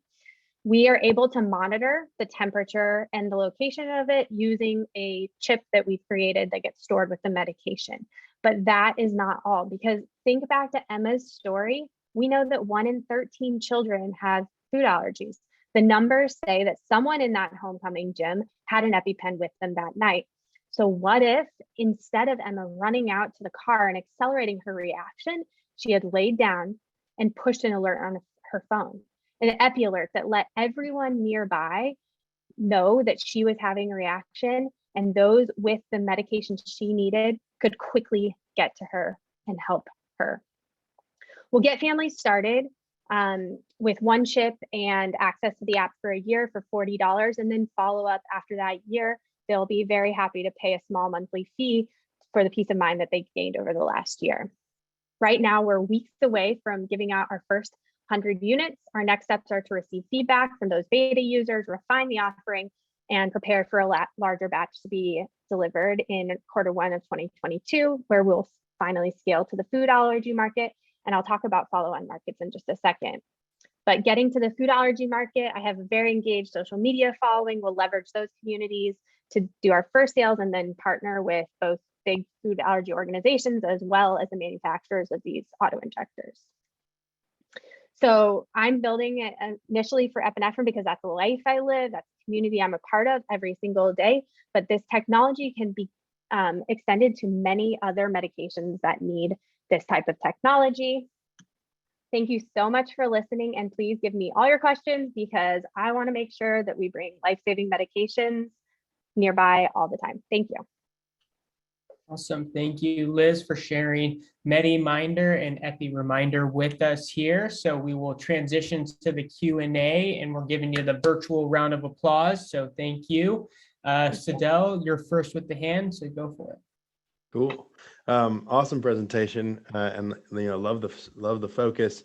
One of my questions is just around, love the idea of being able to locate the medicine, but what sort of challenges are you facing there in terms of just privacy around location of children and people and things, and how are you mitigating or planning on addressing that?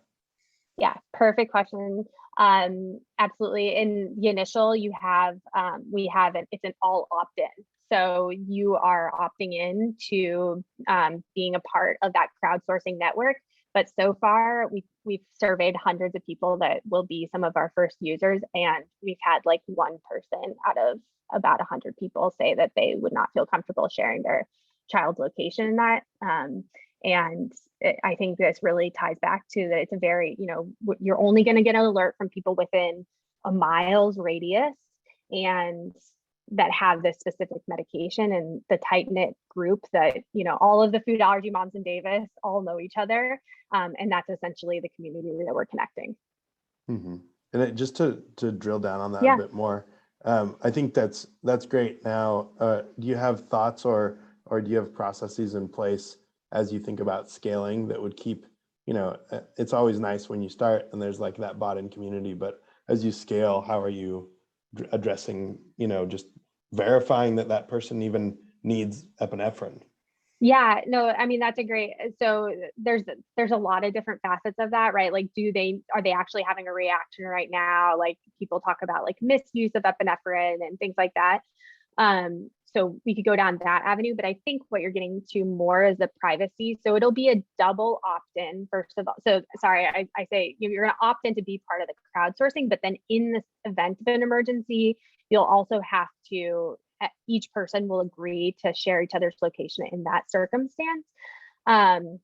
And then further down the road, we do anticipate like you have to like scan. So the EpiPens are a prescribed drug, right? Mm-hmm. So a doctor is saying like, my son needs to carry an EpiPen with him. And so we will likely have like you'll scan the to show that you are a prescribed user of it. Awesome. And I think one of the things that like maybe if you're outside of this community, you don't know, but EpiPens, it's a very standard dosing, right? So like there's a kid's version and a grown-up version, but it's not like all these, I always talk about it's not an antidepressant where we're all taking like different flavors and different dosages. And this is a, cut and dry. There's 2 different dosages. And honestly, if you gave my kid an adult dose, like, he might have a racing heartbeat, but like nothing bad is going to happen to him. So we don't really have to worry about like super big liability concerns like that. Cool. All righty. Our next question goes to Mariah. Hi, Liz. Thank you so much for addressing this problem. Our daughter carries an EpiPen and fortunately has never had an anaphylactic situation, but my heart just goes out to you and knowing how I would feel, if we had something where she stopped breathing. We've had her mouth swell up and that was enough to go into the ER behind that and being out of town. Yeah. So thank you so much for, just pouring your passion into this. My questions are around, number one, the regulatory aspect of, like, for example, just what you mentioned with the prescription exchange, and then like reimbursement as well. Like if someone, like totally. I know that EpiPen is like $100, right? I mean, like 600 out of pocket, but yeah, exactly. So first off, like, I will personally reimburse. Like I've joked about this, but I think the company, like the first 10 EpiPens that are shared, I'm happy to reimburse because that's a saved life. And then we're relying on Good Samaritan laws to cover like the liability of it. And we are, looking into like making sure that, we've really covered our bases with that. But I certainly know personally of dozens of people that have used their EpiPen on another person. And so with the double opt-in, we're not really, to me, that's That's a really good, you know, if we're saving people's lives. But is there any like legal like repercussion for like, you know, like I know if I gave somebody some, you know, opiate that was prescribed to me, Opiate, yeah. you know, is there something Yeah. like that with the with the EpiPen or other perspective? Because I just thought it was, you know, that's such a life-saving element of, you know, being able to crowdsource. All of it was, you know, wonderful, but I could Right. definitely see that part being life-saving. So I'm just curious if there's Totally. a Yeah, legal well, so repercussion. again, it's all gonna rely on like the ability, like someone's gonna have to litigate that that you caused some sort of wrongful. And so we have a couple things going for us. Like no child has ever died from, or no one has ever died or even gotten seriously injured based on a dose of epinephrine, right? So in all cases, it's like an uphill battle. Narcan, which is like the biggest market here that we could potentially address with crowdsourcing drugs, like that's something free that we can get off of, you know, at CVS.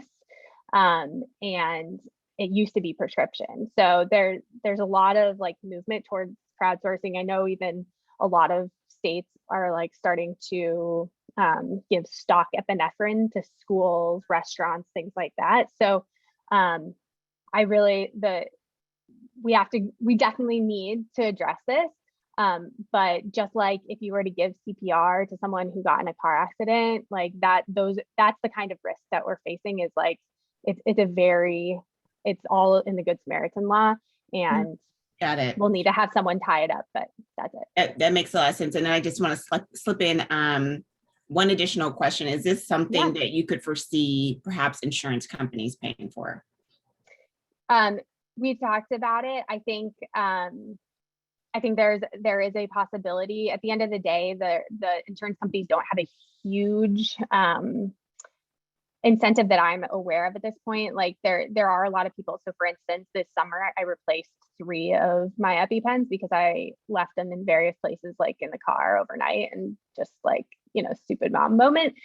And so there are like some cost potential downsides to an insurance person, like an insurance company being able to cover it. But I think the bigger B2B play really is, and maybe this isn't what you're asking, maybe you're asking like in order for to cover the consumer's cost. Is that what you mean as far as to the pay insurance? for the device and the ongoing subscription. I mean, you know, for, you know, maybe an average income earner or whatever, it's within the realm of possibilities. But, you know, for some people, you know, it may be a heavier. Yeah, absolutely. And so access is like super important to me. And so I've played around with like what kinds of models we can make so that, you know, those of us that can afford this type of device can share with those that maybe can't. But I really think that one of the biggest things that's going to help give access is the auto injector companies wanting to incorporate the technology into their device as we build up the community. Thanks, Liz. Awesome. Well, Great job. I see Ben has a question, and I'm going to have to keep us moving in the right direction. So Ben, if you're able to throw it in the chat to ask Liz there, just so we can keep on and try to get people out in a timely manner. So we'll thank you, Liz, for sharing MediMinder there, and we'll give you the virtual round of applause. And we'll head into our next presenter, Deepak Vijay from Synexus. So feel free to take over the screen and share Synexus with us.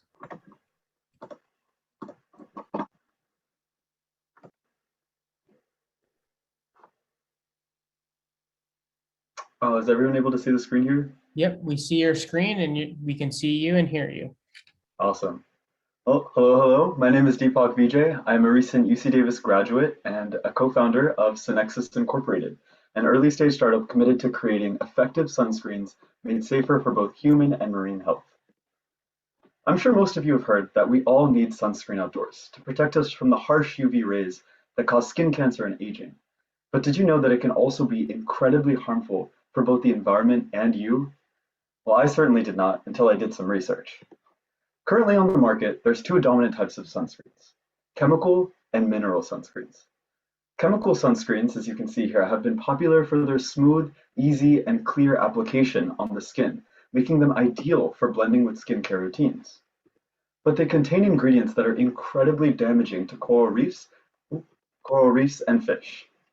So much so that Hawaii has outright banned some of these chemical ingredients. Not only that, but they can harm you and I with ingredients that seep into the human bloodstream well past the FDA safety threshold, with potentially neurotoxic and hormonally disrupting effects. Consumers who wish to opt for a safer, more eco-friendly sunscreen will likely choose mineral sunscreens, but they come with their own set of problems. They're thick and not as easy to apply, and they often leave this white cast that's very undesirable. Synexus eliminates this trade-off consumers are forced to choose between. My team has developed an idea for a sunscreen formulation that renders those chemical sunscreen ingredients harmless for both human and marine life, while keeping that smooth application and lack of white cast advantages. Essentially the best of both worlds. This formulation will also be at least SPF 30 for optimal UV protection, and it lasts at least 2 hours before reapplication is recommended, compared to the 1 hour for mineral sunscreens. And the beauty of our solution is that we are not developing any completely new active sunscreen ingredient. So we can skip a lot of that extra FDA approval that takes a lot more time and money, enabling us to provide a cost-competitive solution, one of our biggest competitive advantages. Now, this product is for health and environmentally conscious consumers that desire a sunscreen that blends well with their skincare routines. This group is growing. In fact, a 2021 PwC survey across the US showed that 42% of consumers wish to choose environmentally friendly cosmetics, a 20% increase over the past 2 years, and almost half of them said that they would be willing to pay more for such products. We will reach this demographic through a B2B model in which we license our technology to high-end sunscreen companies that already have this customer base. Companies are being challenged by the negative realities of their products now more than ever, with sustainability initiatives to become more eco-friendly and ethical by 2023. And we are providing a solution for their business to address those health and environment concerns. So how are we going to make this all happen? Since we're at the idea stage, step one is MVP development, testing the safety and efficacy, gathering data on case studies, testimonials from industry experts, etc. And we'll use all of that to form a 1-year exclusive initial partnership with a high-end sunscreen company. We'll manage QA/QC, manufacturing, and selling in bulk. And from there, we'll move on to licensing our technology to larger mainstream chemical sunscreen brands, earning royalties from sales. The total US sunscreen industry is valued at $2.7 billion, and 96% of that is attributed to chemical sunscreens, all of which could license our technology to render their active ingredients harmless. From initial partnerships, we aim to capture about 5% of that, which is valued at $140 million. To date, we've conducted over 50 customer calls, established ourselves as a C Corp in Delaware, partnered with Venture Catalyst at UC Davis for access to market and legal resources that usually are normally behind paywalls, and we can also defer patent costs. We've also participated in incubators like HiveMind at Carlson Center. And in terms of our goals looking into the future, in 2022, we want to focus on MVP development, focusing on developing a detailed marketing strategy to partner with sunscreen brands. And then later the next year, we want to file for a provisional IP, create that first sunscreen brand partnership, and collect customer trial data. So our team right now is composed of John, Fortune 500 manager, Mark, who's been named UCD Innovator of the Year with a proven track record for scientific innovations, and he's actually on his way to forming a unicorn company. Myself, who's helped raise $75,000 for cancer research, Mahima, who specialized in marketing strategies and product management, and Zach, who's a biotech and ingredient industry CEO. We also bring in expertise in dermatology and business administration. And 2 of our team members have actually struggled with skin cancer, making our team even more dedicated to this project. So what we're looking for is money that will go towards buying chemical reagents and equipment for R&D. We envision a world where you don't have to choose between smoothly applying sunscreen and the health of yourself and your ocean friends. This grant will get us a step closer to there. Thank you so much for your time today. Awesome. Thank you, Deepak, for sharing Synexus with all of us. So we'll transition to the Q&A. And as we're doing that, we'll give you the virtual round of applause. And I'm keeping my eye out for that first hand. So we got Brooke has the first hand raised. Hey, Deepak, this is a great idea. And I think something that's really needed. Could you give us a little bit of insight into, how you formed your idea for your kind of proprietary technology? Can you help us understand how that's different than anything that's available on the market, or what's kind of preventing larger sunscreen companies from doing the same thing? Yeah. So currently we're at the idea stage, and our idea is something that is based on the literature research that we've done, something that's not on the market right now. Let me go up to this slide. So the way we came up with the idea, actually, I'll go back to this one. John and I, so you can see their faces on the board there. We actually approached Mark, he's a chemistry professor at Davis, and he had an idea for a formulation that would essentially render these chemicals harmless. He thought about this like 10 years ago, and we were thinking about this, and we're like, how are we going to make it happen? And so we both teamed up together, and we figured out a way to make it happen. I would love to talk more about the details, but of course, like I'd have to. We could talk about this after and sign an NDA and whatnot. But it came from a place of John struggled from skin cancer, and he was really looking for a way to so that people don't have to choose between saving marine life and saving your own health. Yeah, did that answer your question? Yeah, thank you so much. Of course.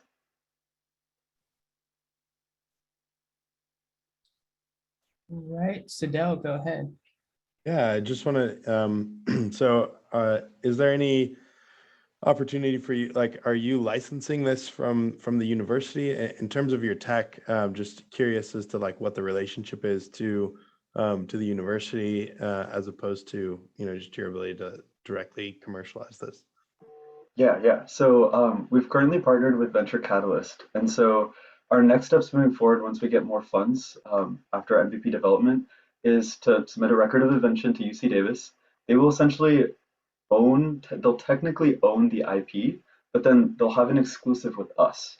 And so all of the rights will come to us. They'll just technically own it, but functionally we'll be able to do whatever we want. And so from there, we'll be able to sub-license to other companies. Like I mentioned, we'll start off with one company and then move on to larger companies. Did that answer your question? Yeah. Yeah, thanks for asking. All right, we have time for maybe one more question if we have one. All righty, go ahead, Mariah. Yeah, I'll be brief because I know we got to keep it moving. But I've struggled with this, the mineral with having darker skin, but I have found a formulation that does blend in. I'm actually wearing it now. My question is, apart from that blending issue, how does your solution compare to the mineral or outperform the mineral options? Yeah, so there's really good question, Maria. Thank you. So there's two main answers to that. One, mineral sunscreens often tend to be thicker than the chemical sunscreens. So one, you'll get a very thin and smooth application aside from the coloring. And two, chemical sunscreens are a little bit more effective than the mineral sunscreens. The ingredients listed here, oxybenzone, avobenzone, octocrylene, there's a couple more. They're all more effective than titanium dioxide and zinc oxide in terms of UV protection. Thank you. Of course. All right. Well, that will draw us to a close with Deepak and Synexus. So thank you for sharing with us. We'll give you the virtual round of applause. And we will now transition to our last presenter. So we'll just give you a round of applause for being the last presenter, certainly to start. So I appreciate the wait. And we have Sean Broadnax from Pay It Better Financial. So feel free to take on over the screen and we're all yours. All right. Can you guys see me okay? Let me get Can my see you well. All right. Let me grab my things going here. Bear with me one second. Yep, Okay. No worries. Looking all good? Yep, we can see you, we can hear you, and we can see your slides. Awesome. Okay, well, let's get this thing rocking. I'll wake you guys up a little bit. My name is Sean Broadnax. I'm co-founder and CEO of Pay Better Financial. And my team and I, we're about to blow the lid off banking as we know it. It's been the same for 200 years, and it's time for a major change. We're going to change the way that we manage and interact with our finances once and for all. With a bank account, unlike anything you've seen before. But why are we doing this? Well, We call financial wellness banking automated for a reason, because we obviously don't know what we're doing with our finances. Nobody has savings. Everybody's buried in debt. No one has a simple budget. But the magic number for me on this sheet right here is important. 73%. 73% of adult Americans want help with their finances. They're begging for it. As you can see, $14.9 trillion in debt as consumers today is almost out of control. And we have to ask ourselves, is it worth it, right? We buy more stuff. Guess what? Black Friday is coming up in a couple of weeks, and we'll start the entire cycle all over again. And then we begin the process of saying, okay, I'm going to start paying down my debt. I'm going to get my budget together. I'm going to go on a diet. I'm going to do all these things. But does it work? Is it worth it? Mr. Wonderful says, stop the madness. You can't afford to buy that Starbucks coffee if you're in debt. You need to pay off your credit cards, your home. You need to pay off your car loans. You need to pay off your student loans. And to achieve the American dream, financial freedom, and financial wellness, you need to manage your money better. And it starts with paying off all of your debts. So we decided to make a bank that just does it for you and automate it. Just like a Roomba robot that cleans your house and your carpet for you while you go to work. Why not have a bank account that just does your finances for you and automates your debt reduction, your budgeting, building your credit, and giving you an adjustable plan that you can follow easily with one app. We bring all of your finances into one place. We're an FDIC insured bank that is AI powered, data driven, and FDIC insured. That means that your money is just as safe with us as it is with any other bank down the street. Our resources and partners are global powerhouses, and they all believe in what we're doing. We're talking about an account that not only gets you out of debt, builds your credit and everything else, it tells you who to pay, what to pay, how much to pay, and when to pay it each month like clockwork, a literal robot for your money. But guess what? You also get cash back on every purchase with our bank as well. It's like an autopilot for your money. Everybody wants to be good with their money, but the problem is we all fail on one metric or another. And what we do is bring it all together, make it simple for anybody to use to help the millions of Americans across this country get their money right. But how do we make money? Well, we're a bank. So we make money with interchange, deposits, account fees, and partners that help our clients save money. And when we save them more money on top of all the other stuff, they also pay us as well. So it's a win-win for everybody. The market is absolutely massive, as we've seen in the digital space lately. With just 2.3 million users, we're at $94 million in revenue for our company. We can go into that later. In fact, this summer, we did a survey pre-registration. We took 100 people to find out what they really think about banking, personal finance, debt, and the like. And you'll see over on the left in the blue, those are the people that didn't care. The rest say, we want help with our financial wellness in our lives. It's a majority rules. We have personal business accounts as well, so we can hit both sides of the spectrum. We have already over 100 people that have pre-registered for an account, plus 17 letters of intent from small businesses across the country that want accounts right now with our company. These are the pioneers and have set the pace and set the tone, and we are the next generation of technology for personal digital finance. And we're going to repave that road with the latest technology that is far superior to anything that you've seen out there today. We're talking about a bank for the people and a bank for the future. Our team is diverse. We've stuck it together for over 5 years, and we've put together 174,000 lines of carefully crafted code in order to help the average American finally get right with their money. Our advisory team, well, I don't know what to say. I'm blessed, I'm honored, and I'm lucky all at the same time. In fact, the brain power on this page is so much that I can only include 3 of them on this page. We are so fortunate to have one of those as being Mariah Lichtenstern as being one of our chief advisors. We're trying to raise money right now so that by next year, we will be an FDIC insured bank, fully integrated, fully compliant and regulatory, and you'll be able to open an account and start getting your financial wellness life on. It's really an awesome journey. I started off as a banker. I'm a consumer. I've lost everything, gained everything. And it's time to take personal finance to a whole new level with one bank account. One digital bank, the possibilities are unlimited. Thank you.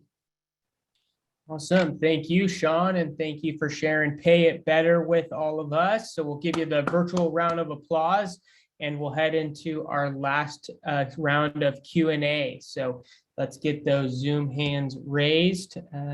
from our judges. All right, go ahead, Sadell.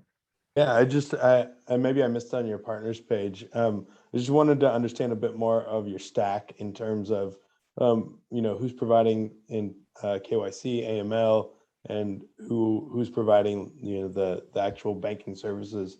Or is that something you built out on your own, or are you working with a partner? That's an excellent question. We have several partners. We have our data set partners with MX and with Plaid, are two of the largest. And we just recently went into our non-disclosures with Synctera, who was just funded at $48 million. They're the sponsor bank system that matches us, the front end with the back end of a sponsor bank, say a community bank or whatever, much in the same style or format as like a Chime, for example. So we're a full stack development team, a full stack system. So our system is the full functionality of the financial wellness. So we own all of that. And then we simply use the bank ACH rail system and the ledger systems and so on and so forth and compliance through the Synctera platform. And we're hoping to get that done and be live in 6 to 8 months with this whole thing. Awesome. Thank you. All righty, next question is to Marcus. My man. Great stuff, man. I'd love to see how things are coming along. One question I have for you in regards to what I see has changed from the last time we chatted is it looks like you're going down the neobanking route. So very curious to get, what was the driver and the motivator for that decision? How you're thinking about making that switch? Yeah. It has been a journey of iteration after iteration after iteration. The fact of the matter is that this is hot. And people are ready to do all of their finances on their phones. And in order to do that at a rapid clip and get to that market quickly as possible so we can be that second wave, we decided that to start with, our go-to-market is definitely going to be the neobank route so that we can deploy without the restrictions and limitations that we would have by trying to work with existing banks and upgrade them. We decided that it was absolutely the right move to, especially after the last month we went into the fold with the Synctera, that just sealed the deal. It was like, okay, they're like, this is the future of banking, Sean. We've never seen anything even like this. You're bringing every banking capability you can into one account, and they're really excited about it, and so are we, obviously. But we'll leave the white label packaging. In fact, today when I spoke with Rob, one of our advisors, he's like, Sean, you know what? Keep that bank thing in the back pocket, because once we prove this model out completely, then it won't be too hard for us to go back to banks, credit unions, et cetera, and say, it works, it's awesome, and we can white label this for your institution. Understood. I do have another question, but yeah, Gotcha. We'll have that be Marcus, that'll be our last question for the go. So yeah, go for it. Got it. And John, this is more just high level. Curious to get your thoughts on some trends going on in the fintech space. I would imagine a lot of the target market, some of them may be unbanked, right? Sure. Especially those who just can't get access to the credit system, can't get the bank account, what have you, for that catch-22. One element and trend that I'm seeing growing that's really positive is this whole decentralized finance movement, and enabling users who don't have a bank account and maybe just a phone and a couple $100 of cryptocurrencies to stake, to borrow, to lend out. And I'm curious to get your thoughts if you see Pay Better potentially integrating or having a role within the DeFi space, or do you see that being pretty siloed in terms of the neobanking and the decentralized finance protocols? Yeah, so that's a really good question, actually. So as open banking opens up even more, the idea is, because we're a modular built platform, so let's say, from a higher end customer, we'll say, that has an E-Trade account. We want to be able to bring that E-Trade account in so you can literally have a ultimate command center for your money. Now, for somebody that is the underbanked, for example, it is to this day still a rather small percentage at about 7%. So that's not our target market. We're more in lines with the 116 million Americans right now today that have rolling balances in debt. They're actually being affected the most by debt loads And Americans today, you know, the average is over $100,000 in interest that they're paying. So that is where we want to focus. And then the other API solutions can be brought in to obviously enhance. The sky's the limit pretty much as far as the capability of what we can do at this point. Did I answer that right, Marcus? I'm sorry. Yes, sir. Thank you very much. Thank you. Thank you so much. And go to paybetter.com and get registered, by the way. There you go. We threw it in the chat earlier, so hopefully people are clicking on there. So thank you, Sean, for sharing Pay It Better with us. So we'll give you the virtual round of applause, and thanks for coming to the end and sticking it through and giving us some good energy. So I'm going to share the screen real quickly and give our judges a final minute or two to finish tabulating their scores. So I'll put a little music on and I'll have it a little more upbeat so Laura doesn't give me crap this time. So.